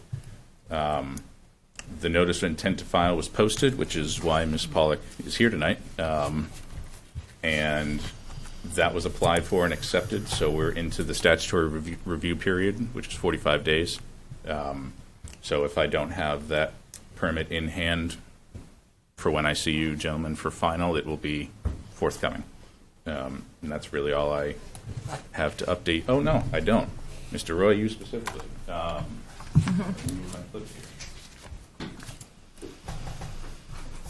forgot the biggest talking point of our last meeting.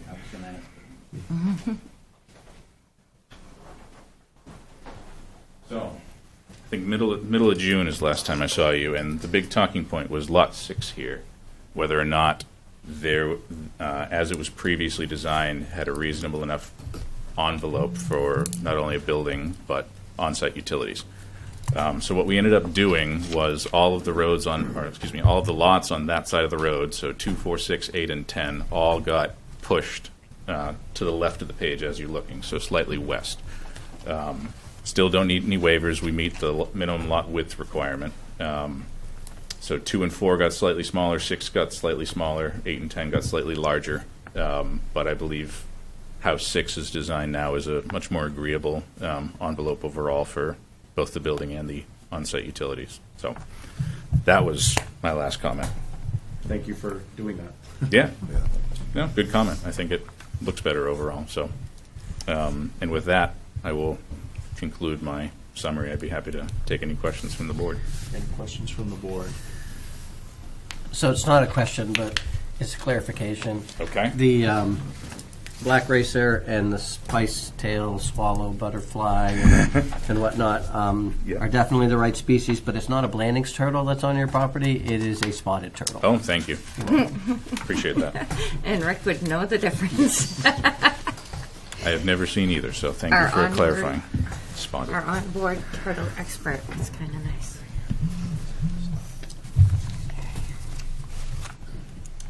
Okay. Are we looking for any motions on this evening, or we're still waiting for final, correct? We can approve a preliminary plan. Can approve preliminary?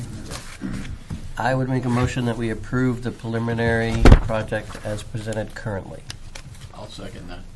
All in favor? All right. Thank you very much. Thank you, sir. All right, our next item for old business is amendments to the land use ordinance, subdivision regulations, village overlay district design guidelines. I know previous discussion earlier this evening, I know I have some strong feelings about it. I don't want to speak for the board. I would be amenable to us holding ourselves to tap. Go ahead, sorry. No, I don't mean to interrupt you, but I've got an exciting update. Y'all busy next Thursday? Because we can throw it together for next Thursday if you guys are amenable to that. I was trying to get things organized so that we would all know before we left. For a joint meeting between planning board, select board, get everything ironed out for the... You good with that? I'm on vacation, but I will teleconference in and make it happen. You 'Cause better it's- find something high with a lot of I signal, will but make yes. it happen. We have Wi-Fi at the cabin, so. So Noah, catch that on your way out, Noah. What time See you on, guys what later. time on Thursday, ma'am? You're welcome. I'm going to assume anytime after 6 p.m. when the town hall is closed, but Do we I want to say think 6:30 p.m.? I if think that works for whatever everyone? works for everybody. You guys let me know, and we're going to make this. We're going to make it happen. Can you send out an email reminder beforehand? Absolutely. Okay. I'm not, Jerry, what are you trying to? It's the 27th, right? Yes. 7 days from today. Yes, I it's had the it. 27th. Yes. Yeah, I'm just Today's the making sure. 20th. Okay. No. I'm like, wait, what? Okay. What was the time? I am also on 6:30 vacation, but I can maybe zoom in, I'm not positive. I'm gonna be camping, so I don't know if I'll have Well, signal. and anybody that I would request, any of you that have anything that are not necessarily going to be here to bring it yourselves, if you can email it to Terry and I so we can have it and make sure that you guys' voices are heard, whether your Zoom is because I know I don't know your vacation plans, but I know you're sketchy on yours as far as I'm going to be reception. sketchy. As far as reception. It's okay. I will be there. I will be there. So I would like to make a motion that we shelve that item until Thursday at 6:30 p.m. on the 27th, and we will make best effort with the select board to have a joint session and get a quality product put together in time for the vote. And I think that's reasonable, and it gives us all an opportunity to do a little homework. I would ask that before that meeting, the previous edits that we had recommended. I'm gonna look into If we that. can review the video and make sure that all those edits are in, because they were not in this most recent one. Correct. I will. I'll talk to him to see if he can be at that meeting. This hasn't been my project so far, so I haven't had worries. much to It's a comment lot of on. moving parts. And I'll But make sure. if he can be there, I'll have him do that. And I don't know if you remember, but we agreed not to discuss it too much because Irish wasn't here and you wanted her input. So And I will very be little, there. very Yes. little was discussed. That's I will true. be BJ there. made just a couple of suggestions. Okay. So I will be there. I will get, Hannah will talk to Lee J, get whatever he's got. I will take whatever we get together. If you guys have any comments in advance that you know of, and I'm going to send everything out to you guys, even if it's just these two suggestions, independent, the lists from Thank you. Pat, and thank you guys. Perfect. Even if it's just the list from Pat and the list from Jeremy, along with whatever we have for updates that were included, I'm going to send that to you guys individually, marked high priority. If you guys can make time to read that over the next week, would be great. Yeah. Sound Awesome. good? That sounds great. Thank you for making that happen. So I'll Trying. make a motion that we go ahead and shelve that item until Thursday, the 27th at 6:30 p.m. for a joint session with the select board to iron out all those details and put forth a quality design guide standard to go before the voters at the next vote. I'll second that motion. All in favor? All right. Thank you, Irish. Oh, don't thank me. I'm the one that created the train wreck to begin with. All right, next item on the agenda, approval of findings of fact for Berwick Iron and Metal. I do have all three of those to be, I actually have three, there's three there to be signed. I have them all three here, three findings of You have fact. the originals for signature? I do. Okay. And they met all of the requirements we asked. I think there was a septic issue the last time. I'll get that. Involved. There you go.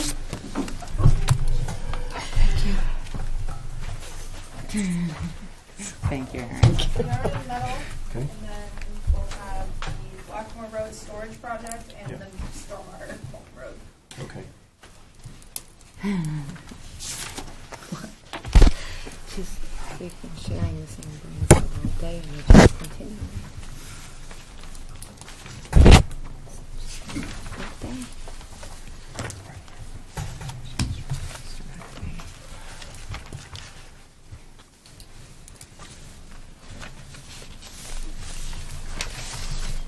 These were actually prepared for Mike's signature. Does that matter?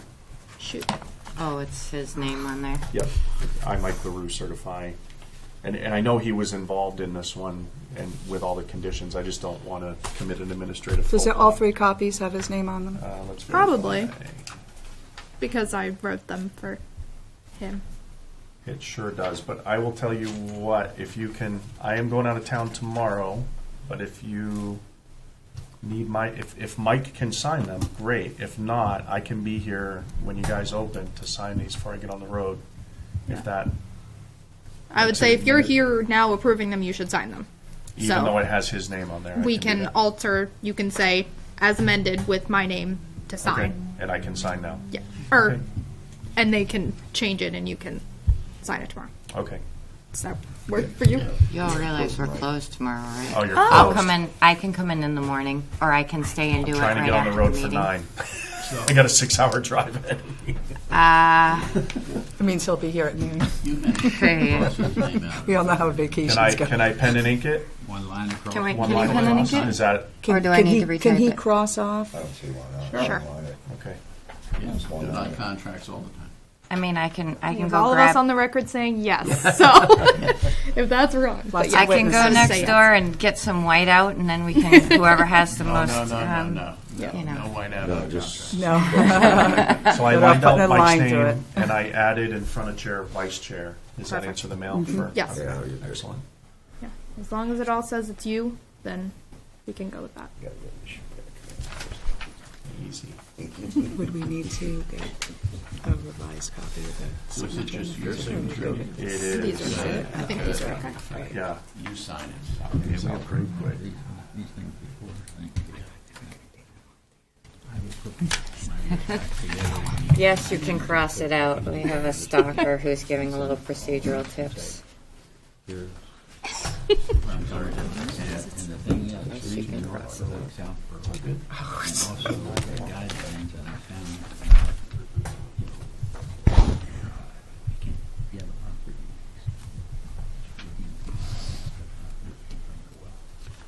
There's no 500. And you should have a second floor. None of that was pretty. It's all He's trying to smack me. You typed it wrong. I told you it wasn't done. I wasn't trying to slap you. Can I have a copy?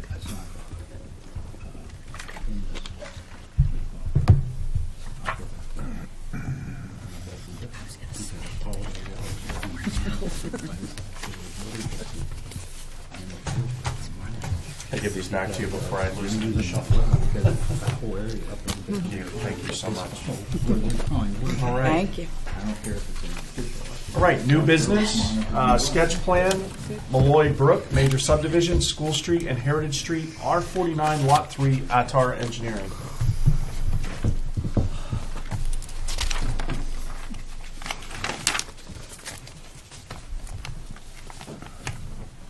And yes, you got to give it again for the record. I was getting You there. were going to say that. Sorry. Didn't even give me a chance this time. Hello again.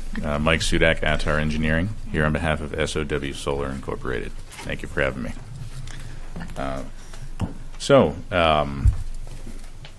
see where to begin. So this is our sketch plan review, which I can't remember how the town of Berwick handles that, if it's non-binding or if you gentlemen actually vote on it. But either way, a brief overview for you, again, specifically for the two gentlemen on the left. So this is 67 acres, also in the R2 zone. What you'll see across the center of the page there is this was a separate portion of this parcel was approved in, I believe, the spring of last year for a large solar farm. But you'll see in the back there, kind of weaving between the wetlands, is the 10-acre occupied area for that. Just wanted to show you the overall parcel before I can switch to what we're proposing here up front. So what we're proposing is a 7-lot residential subdivision, single-family dwellings, all frontage lots. So this is a dual frontage parcel between School Street, Route 9 down bottom, and Heritage Drive here climbing up on the right. So we're proposing conventional lots again, 6 of them fronting on Heritage Drive, and 1 of them fronting on School Street, just to the east of where that solar access road comes in. For those of you that were on the board at that time, we had originally endeavored a concept plan for this back the middle of last year that used that access drive, which is approved from the DOT as a 20-foot gravel drive, gated gravel drive. We sought to potentially improve that in the hopes of constructing a road from it. The DOT denied that. So since then, we went back to the drawing board a little bit. This is what we've come up with for now. And yeah, besides that, pretty typical conventional subdivision. All lots will be on-site individual wells, on-site individual septic systems, wetland delineation, vernal pool study, high-intensity soil survey, all have carried forward from the last time this parcel was before you. And let's see what else I have here on my ledger. We are requesting, I don't know if it needs to be considered at this time, but we will be requesting one waiver, which is from your land use section 6.3, specifically table 6.3, which is your table of dimensional requirements for the R2 zone, specifically minimum lot width. So we meet the frontage requirement of 150 feet for all these lots, but you can see here down bottom, lot 6 and 7 have a bump to them in the rear of each of those respective lots, one of them because of a, I believe, an old schoolhouse parcel that is kind of in the middle of the School Street frontage, and then lot in the rear of lot 7 just to accommodate the abutting solar road. So we're requesting a waiver for both of those lots from 150 feet lot width to 140 feet. Just couldn't quite get it otherwise. That's really it. Yeah, here for sketch review. Be happy to take any questions the board may have. Thank you.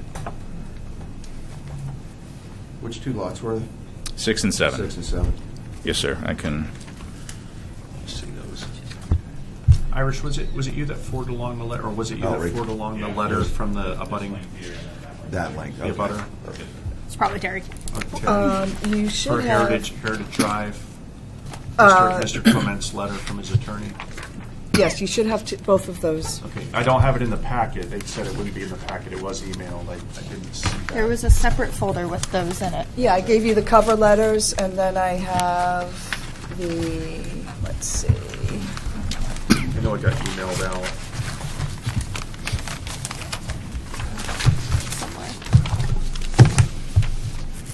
My only concern, and the reason I bring it up, and I don't see it in front of me, but it did get emailed.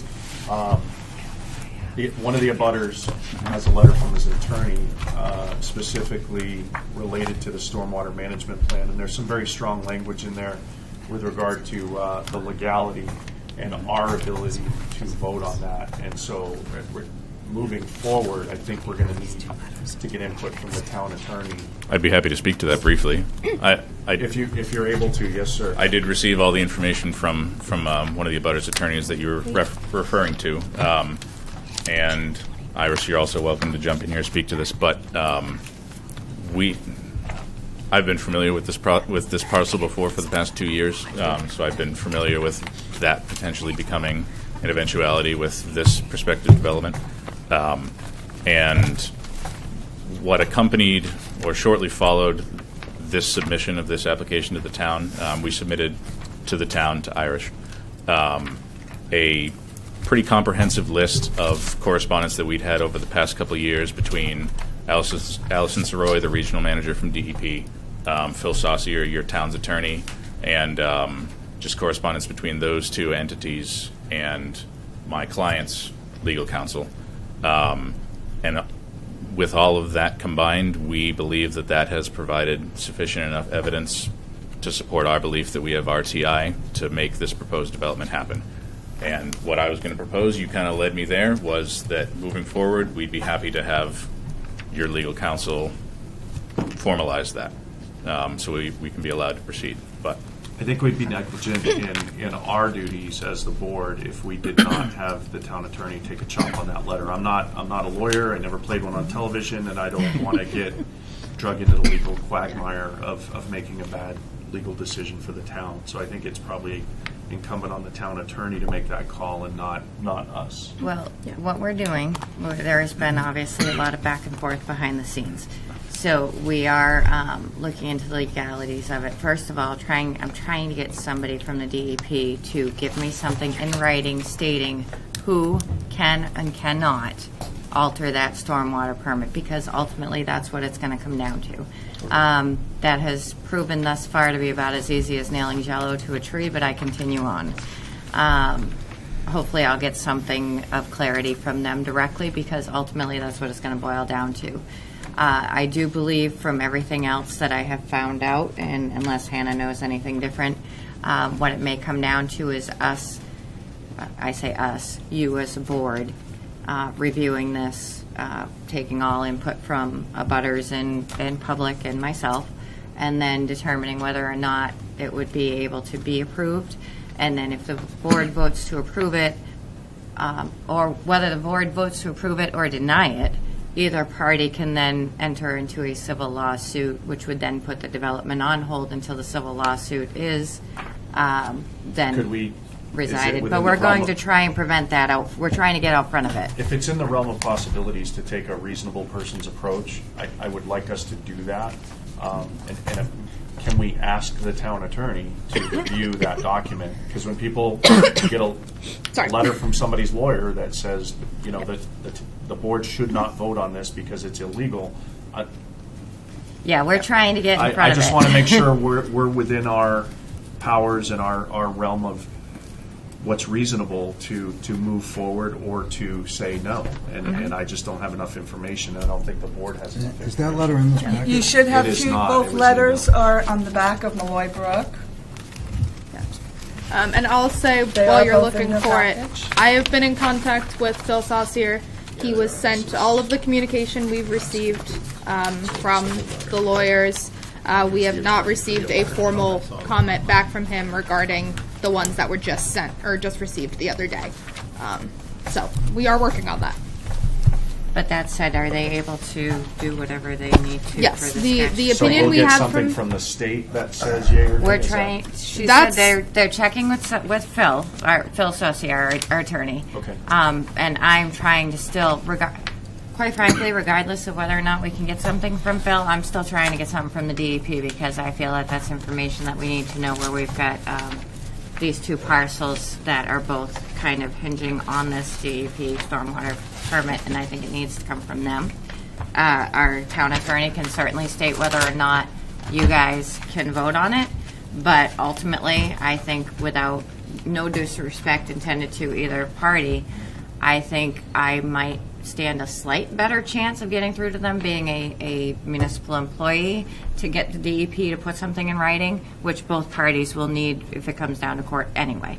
So, yeah, so we're already on top of getting Phil. Hannah's already getting Phil involved. I just want to avoid putting anybody in the town in the legal crosshairs and costing us more legal money than we need to. I don't want to be involved either, so. I think you know. I just go on record as saying, I mean, I read this, just the last paragraph of this, his legal opinion, and I think that, from my experience as a developer, I think that he states the obvious, that only the DEP can amend the permit, so we're not. The question is who has the right to request an amendment from DEP. That's the question that's in play right now, Les, is whether Steve Clement, as the person who owns Heritage Estates, is the only person who has the right to request an amendment with DEP, or whether anybody who owns parcels adjacent can. Because DEP has been, I've seen written evidence from DEP involving this particular situation where they kind of have trended both ways. Well, nobody can, anybody can, nobody can, anybody can. They really need to settle on a decision. What does that have to do with the planning board? If that's a DEP issue and if they need to figure out how to amend that with the DEP, yes, and it it has nothing to do with us. I'm not going to vote on what the DEP has to do. Well, that's why we're trying to get the answer from our town attorney of whether or not you guys can vote on it, which you guys can vote on it. Phil is trying to get some guidance towards you as far as what the DEP requirements are. But ultimately, your job as a board is to review the projects before you as they appear. You can ask those questions. You can ask for that documentation. You can condition the project on the ability, obviously, for the DEP permit to be amended. You do have the right to vote on it. I'm trying to nail down whether DEP is going to allow them to do that so as to save the applicant's I think the vote would be time. premature without anything from the DEP. That's my Right. That's Well, there's no vote that would happen tonight anyway. Okay. Yeah. Since this is just a sketch This plan, is- the only this thing is- that you would decide tonight, if you wanted to, would be scheduling a site walk. There is no approval or anything of a Yeah. sketch plan What's in your what's ordinance. available for us to do a site walk? Mr. Chair, if I may. Yes, please. Before you get into that, I'm sorry to disrupt you, Hannah. That's why I got to find my notes. I'm glad to hear. I couldn't remember off the top of my head if Berwick was a town where you had to vote formally on sketch plans. So this is just presenting a concept to you. Everything that's been discussed, while it may, in my opinion, be jumping the shark, I understand that it's an eventuality that the town has to consider. Just a little bit of context as we move forward. Just what we're talking about here. I know both the letters are rather long in length. I'd just like to summarize at least the information that's presented to me, and I promise I'll be quick. So everything that is being considered here or that's being contentious here is regarding Heritage Drive. Heritage Estates is 4 phases, many, many units that continues off the page to the north. There's a very large site location and development permit that was obtained from the DEP. My company actually worked on the final phase of that back in, when I was in high school. But it was granted back, I believe, in the early 2000s, I believe 2002. And then in 2007, the road, Heritage Drive, either in its entirety or everything that was built, and the entire width of the right-of-way, including the stormwater management elements, was conveyed to the town. So it is a town road, has been since 2007. That's been confirmed through the information that I sent to Irish, and we'd be happy to present to you either in its conglomerated summary or in something that's more formalized as we've described here tonight. And the thing that I really wanted to bring up is Heritage Drive, all of the stormwater infrastructure that's in place out there right now is completely hydraulically separate from this parcel. There's a berm, there's a roadside swale immediately off the edge of pavement in Heritage. we'll see it when we get to a site walk. For those of you that went to the last site walk, you probably would have seen it. There's, beyond the roadside swale, there's a berm that basically runs on our property line. So everything west of that in our parcel, everything in our parcel drains through these two darker transparent hatches. There's two culvert crossings that leave the site flowing underneath School Street south. Those are going to be our analysis points. We are not hydraulically connected to Heritage Drive at all, aside from any prospective driveway culverts that would have to come in from these frontage lots. So the position that we've received from the state, because my client does not own land that's associated with the permit that the abutter's attorney is representing, nor has he owned it at any point in time, all that we would need to proceed is a new application that is received at planning board approval with permission from the town, because the town is the holding entity for that right of way. So there's no requirement for the new subdivision to do their own stormwater management permit? There is, but it's completely independent. It's a new application. We would file a new permit with the state. It would be reviewed on its own merits. And the position that we've received from state, from all the entities I summarized earlier, was that we do not have to request a transfer of that permit. We do not have to amend that permit. We don't have to be involved with that permit. That's the position that we've been presented. And again, we'll talk, and the state and the town will come to a formal consensus on that. But just sharing my perspective on. Okay. Why was this an issue then? Was this part of one parcel at that time? Say again? I said, was this part of one parcel at that time? So is this? I don't want to project on what the issue of an abutting abutting entity is, but from my perspective, the issue is that the lawyer and the abutter that presented that letter believes that they still have rights over Heritage Drive, specifically the stormwater management elements on our frontage, or abutting our frontage in Heritage Drive, and therefore they have the scrutiny to allow what happens on our frontage. That's my interpretation of it. I think we're going to need a legal opinion yeah, on that's- that. That's Yep. beyond That's beyond our us. scope. Yeah. Yes. Understand. And we are working on a legal opinion on that, but at this point, you are safe to proceed since there are not any formal votes of approval. What's our earliest date for a site walk? We have 3 dates here, but we're kind of hoping to withhold one. So the 10th or the 24th, because we have a special request for the 17th. Pushing it to the 24th, does that create any undue hardship on you as an applicant? I know it's a little further out, but. Would I be required to withhold a prospective, should everything we've described resolve itself to the point of us being confident preparing a preliminary application? Would a site walk be a barrier to me submitting that to the town? Can you submit as prelim without the site walk being done first? Yes. Then we could make it I a would say since the condition. site walk would have already been scheduled, it just may not have happened. Okay. Yes. Then no, I'm good. Okay, yeah, let's schedule it for the 24th of August. Want to say 4:30, 5 o'clock? What's, You tell me. We'll be there. does 5 work for all you gentlemen? Yeah, 5 p.m. on the 24th of August, site walk. Is there anything you want them specifically to mark out? Beat me to it. If you can mark out the outer demarcations of the subdivision and then the individual frontages for each lot. So any like front lot corners where we hit the. And you guys haven't done soil surveys or anything yet, or you We have. You Yep. have. We have a okay. full high intensity for the whole site. And you'll have the drawings for us so we can see where all that's at. Yes, sir. So one concern I have, because I'm a nature guy, is the vernal pool. Mhm. I see that it crosses lots 1, 2, and 3 and has a no-cut, no-disturb buffer that will be deeded to those lots. Is that correct? Yes, sir. And I just like to make sure that gets done. Yeah, so just for reference for everyone else, that the darkest hatch up there near in the rear yard of lots 1 and 2, very large, significant vernal pool. We went out, we submitted species lists to the state, quite a few egg masses in there. So that's going to require a NERPA permit by rule for activities adjacent to a sensitive resource. And there'll be that heavy dashed line that you see coming from it is a 250-foot critical terrestrial setback. So we're required to preserve 75% of the area contained within that perimeter.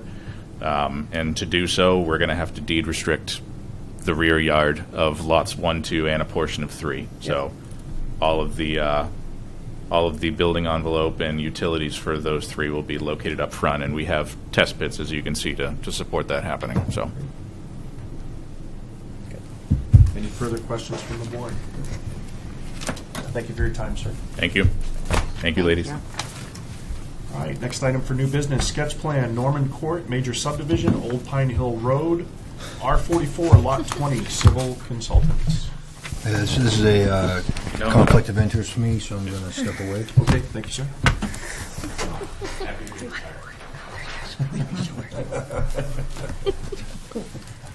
The longest meeting. Hi, my name is Neil Raposa with Civil Consultants, here on behalf of Norman Court LLC. We have here for sketch plan it's a major site plan and conditional use application for a multifamily development on the existing Norman Court right of way. Not sure if all of you are familiar with it. This lot was part of a formerly proposed development. It was a large residential development that had one road entering in off of Halflinger Lane and coming around through Norman Court. Since then, the entities divided, and so the lots were never combined. And this is the result of a more condensed multifamily development that's going to keep itself all the way on the road side of Coffin Brook that runs through the property, and maintain a large open space in the back to get the density, to get the 18 apartment units that are proposed for this development. This section up here this is actually a family lot split that was split out for future development for a house for the family. It's not going to be involved in any of the additional subdivision, and it's going to stay in the family ownership. So that's all this portion here. There's literally nothing going on with this application. So I flip this over and show you the plan for where the development will be. So the proposed development is going to rehab all of Norman Court up to this last lot that's currently served by it.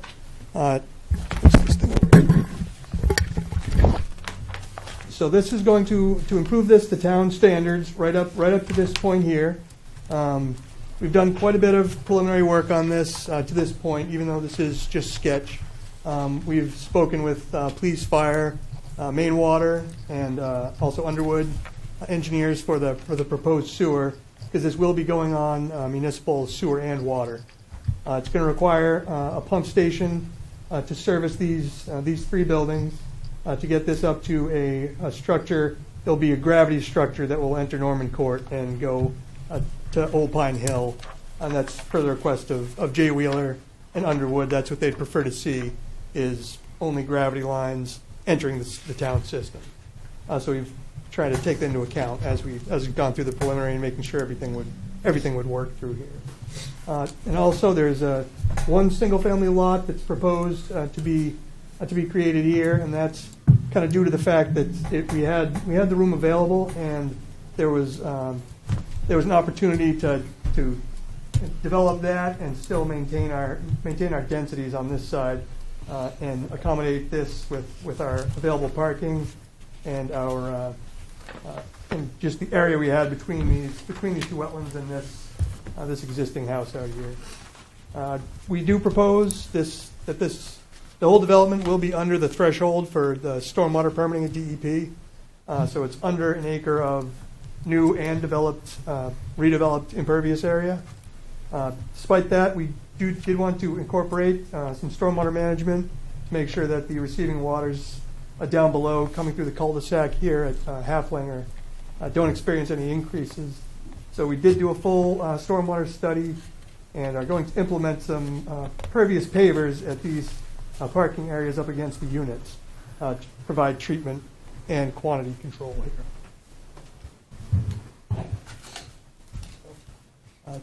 And that's it in a nutshell. Are there any questions? Feel to fire away. How many units? 18. 18. 18 individual units here, and then the single-family lot.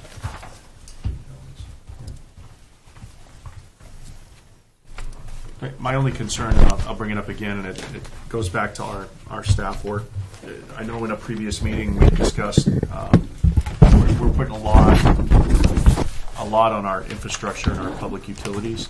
And I know we had asked for written statements from both the water and the sewer department to quantify what is their current capacity, how is that capacity going to be affected with bringing the edge online and all the apartments that are there, what is their future capacity, and what's the demand signal going to be for them to request, whether it's public fund or whatever, for future expansion, and where this project is going to be on public water and sewer. I think we would be remiss in our duties as a board if we continue to approve projects that require public utilities without that information. We're really putting the cart before the horse. And I know we asked for that 2 months ago, and we still have not received that as a board.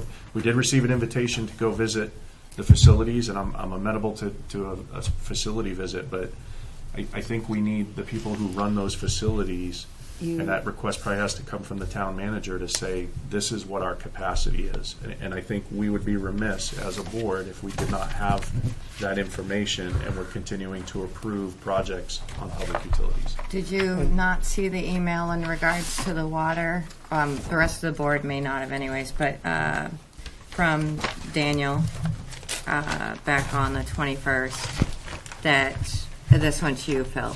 Okay. That they are working on finishing. Still gotta get used to the eyeballs, getting better, but so off the top of my head, I believe the existing filters are 300 gallons a minute. They don't run 24 hours a day because of filter backwashes, et cetera, et cetera. So basically, it goes on to about 720,000 gallons per day max capacity, assuming they run 24 hours, although it runs a little less than that for backwash. Believes the current use daily is about 150,000 gallons per day with a peak of about 300,000 gallons a day. And they're going to be bumping up the pretreatment capacity up some to ensure they have plenty of room for future, and maybe even adding another filter many years from now when it comes needed. So they're not even anticipating a third filter. What I want to avoid, and I sorry to interrupt, but we just had serious water conditions with our public utilities last summer because we were in a drought condition. We're adding more and more infrastructure that requires a public utility, and but he gives other numbers here that says he believes current daily use to be about 150,000 gallons per day with a peak of 300,000, and so a single family, an entire single family typically uses about 200 to 300 gallons per day. So literally. So what is our current capacity, and what does that leave us for expansion? The daily, so the max capacity is around 700,000 gallons, and we're using about 150,000 a day, with a peak of 300,000 gallons a day. So we're about halfway. Yeah. Okay. And can we get similar expanding. figures from the sewer district as well? I can see if I can get some figures from Jay. I can tell you that in my conversations with him and what he's got planned, we're using, I think he said around half or a little under half, because it's his baby, it's his area he deals with, but the sewer district was developed when Prime Tanning was still operating at max. Honestly, in my conversations with Jay, from what he told me, is they're getting a second. I don't know if any of you have had the pleasure of being down there and taking the tour, but basically, picture like two oversized swimming pools. He's got one processing right now, so the septage. They're working on getting a second one up online, and the reality is right now we have the capacity to process more than what our permit allows us to do. So he has ample capacity. The bigger issue would be permitting, but I will certainly follow up with him on that. I think that's just a valuable tool for us, Yep. because we'd be remiss in our duties if we keep approving projects, and if we have another drought incident where we can't provide water to our townspeople, shame on us for not doing our homework and Well, and I need knowing to, what that looks like. I need to schedule something with Maine Water, so Jay and, so Jay is the town sewer, and I can get Jay to put something in writing, I'm sure. Joe is the main water guy that I've got to meet with. Terry and I were planning on meeting with him anyways, because as you know, we're trying to get some information together to make a kind of comprehensive planning board packet, so I can certainly just get on that sooner rather than later, that meeting with him, and ask him to bring I that think what we're that looking for is information. a firm commitment from them. Yep. This is where we're at. I'll ask him to bring that This with is him what- when we what meet. we can do, and this is going to be the time where we have to say, hey, we need some help, whether that's grant money or infrastructure. That's a very valuable tool for us, and we need it. Do we know if we have any other secondary types of water flow underneath that we could tap into if we need? Because that, I mean, we're depending on a river solely. That information, I haven't dug that deep into our resources. It's been a chaotic 7-8 months. I don't even know how long I've been here. But I can look into that too. I know James and I did discuss that there was, there are, if I recall the, and I know he's listening, so if I get this wrong, oh man, I'm in trouble. I believe there was studies done, and there is water in Berwick.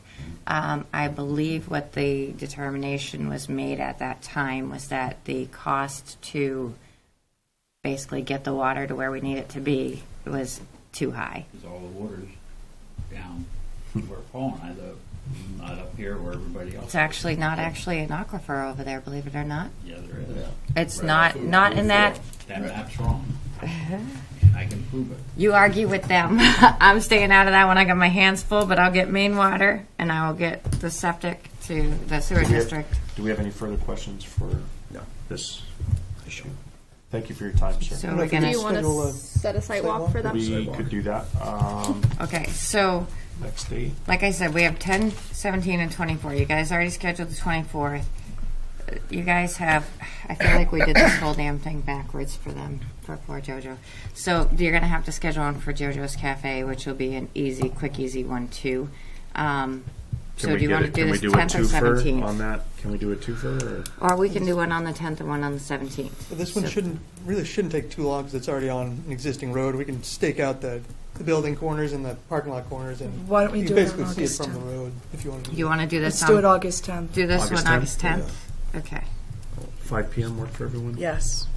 That's for Norman Court. Norman Court. What about JoJo's? We'll schedule that after That's- she presents. They've had to sit through all of this, and it's the Thank you guys quickest, for your easiest.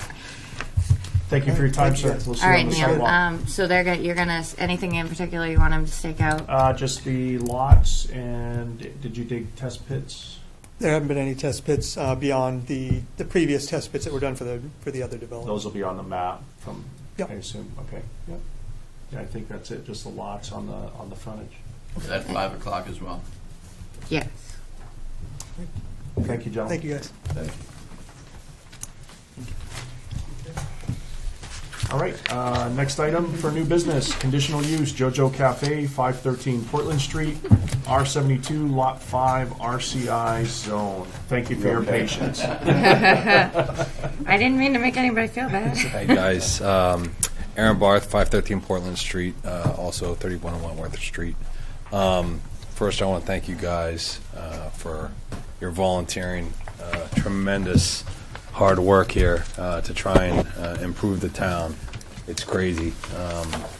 What just seeing tonight, all of the new things that are coming on board. So, with that being said, we see a tremendous advantage for us to open up a new cafe to offer to the town. So what it is going to be a breakfast cafe, breakfast pizza cafe. serving cappuccinos, espressos, different cold foods, and individual breakfast pizzas. Very simple, small, elegant. It's probably the simplest thing tonight you'll face. You had me at food. We're talking coffee and food. I think Maybe it's we saved the best for last. it's a winner. I don't see any. Not open yet? No objections here. No, we're not open yet. Yeah, I mean, we've been waiting for this moment. Where is 513 Portland? I'm sorry? Where is 5? 513, the other landmark would be Trican. Okay. Oh, okay. Got it. I think this would be a good time So to this is, clarify that this will be edible food, but not edibles Right. food. So Trican is on the corner of Old Route 4 and a great Route way to 4. put it. Am I correct? Correct. So this is in that building, adjacent to that space. There will be complete. The other half of that building. Not the other half, actually. Kind of the middle. It got the Trican got subdivided. The space, we divided the space in half because, look, the cannabis business has changed dramatically in this environment in Berwick. Talking about planning, things definitely changed, and so we want to utilize the space as effectively as we can. So we took some unused space, and we want to turn it into something positive for the town, at least, and not necessarily have that perception of it being a weed edible cafe. What's brilliant is simplicity. You get them high, and then they come over and eat. You caught me. That's why I wanted to clarify. The food will be edible. No, but it will I not mean, be look, edible we want to focus on sustainability and being able to offer stuff from local farmers, local produce. We want to keep it local. It's really important to us. And maybe introduce some different types of food from my beautiful wife here. What are you proposing for hours? I was sitting here thinking about that as well because, typically we had proposed 7 to 7. However, look, we also know that a couple of places local to us open at 5 a.m. So we would want the ability, if we chose to open at 5, which I don't personally want to, but if it is an option to be able to open that space that early. We have a lot of early commuters going to the shipyard, and we have a lot of people who pass us at that time that would be looking for that type of stop. So I would say, and we don't know necessarily how things are going to progress with this cafe. Mm-hmm. Initially, my wife and I were talking 7 to 2. It may transition into a late afternoon, lunch. Who knows? So I want the ability, I want that flexibility from the town to be able to say, okay, you can be open from 5 to whenever. Possibly 9. I wouldn't go later than 9. Looking at other restaurants in the area, Bubba's, and I don't know of any other places that were really matching. There really aren't that many places in Berwick. I think we really could use some, a nice cafe. Yeah. This is a sit down. It's a counter, order at the counter, sit down, relax. We're talking about 13 seats, 2 4 tops, or not 4 seated tables, 2 tables, 4 per table, and then 5 or 6 bar stools. No alcohol. I wouldn't.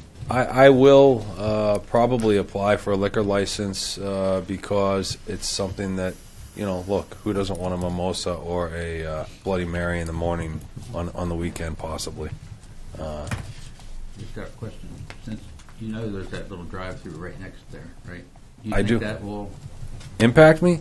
Look, I'll address that. I've never been there, because but- I have a cannabis shop as well, and we have 5 cannabis shops on our street. I think one other coffee shop, it's not going to impact us. It's a completely different experience. It's more of a get out of your car, come in, order, sit down, open your laptop, enjoy a nice cappuccino or. And I think that's the area that we want that type of traction. You know, Yeah. I mean, that section of Route 4 is, I think, right for that. You know, like you say, we have the Green Mile there already, so, you know, why not adding some more? Yeah, and some look, no cafes joking or something? aside, I do believe that it will assist with our other business as well. You know, we need something different on that street. It's kind of absurd right now. So we want to see a little bit of a change. You open tomorrow? Change is good.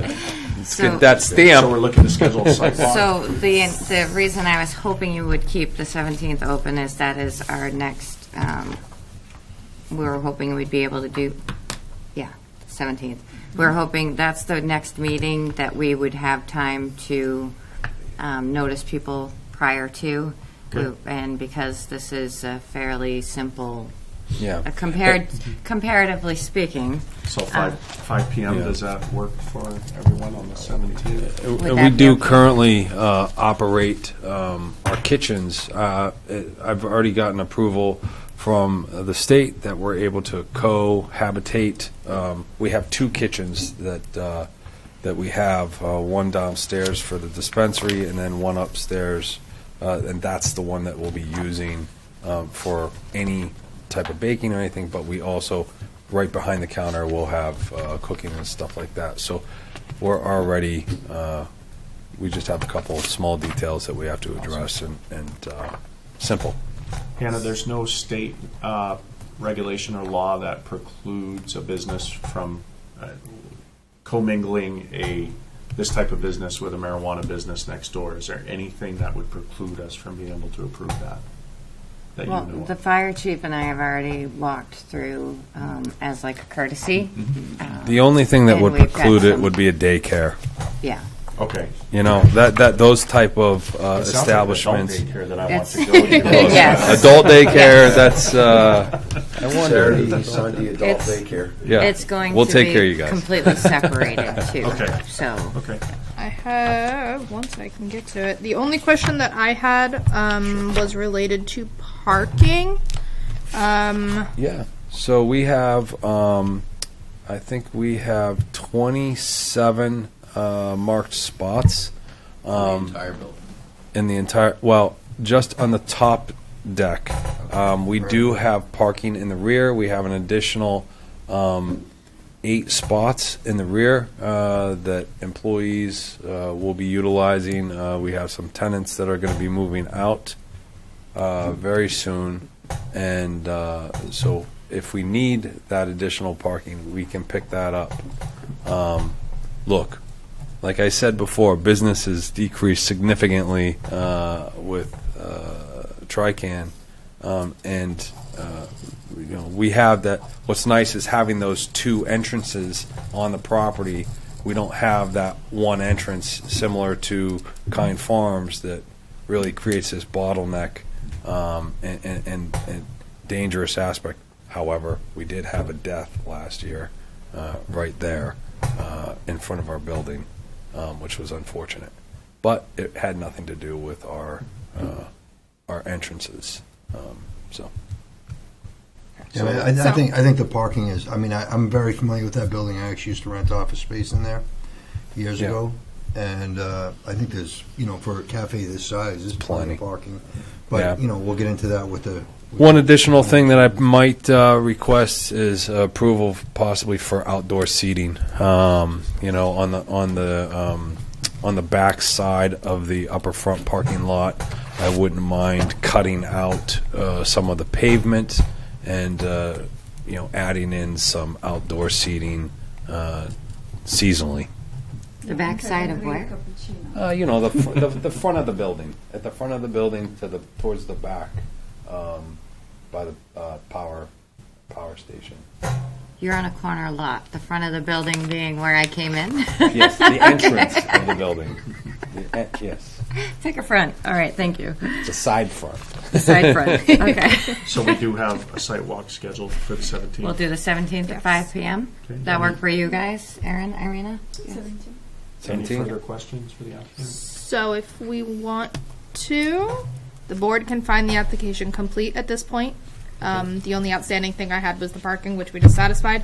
Board can find the application complete and also schedule a public hearing for the 17th as well, if that's the planning board meeting.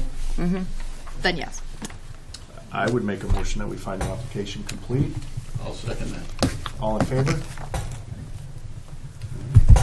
Thank you, sir. Thanks, guys. No, I appreciate you guys. Yeah, no, thank you for sitting through all the other issues. And we truly believe this place will give people different experience and perspective of the cafe, because I'm not from here. Can you talk in the microphone, ma'am? I'm sorry, because the people at home can't hear you. Irina Barth.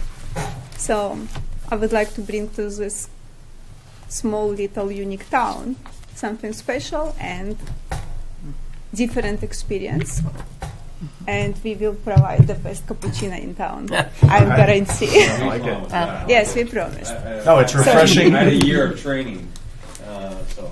It's refreshing to have this type of a business come before the board, because It kind of gets how much marijuana and solar do we see, and now something different. So thank you for that, and it's refreshing. And clearly, there's a tremendous amount of infrastructure and developments and people that are going to be coming into town. You mentioned possibly two different kind of food. What kind of food are you? Russian. Russian? No, it's not just Russian. It will be bakery as well, like croissants and salads, Yeah, we want to do cold Russian salads. and stuff like Yeah. that. You had me at cappuccino, but Russian food is great too. Be careful, Les. He keeps promising that I will absolutely love the cappuccino, and yet I have yet to see one made over there.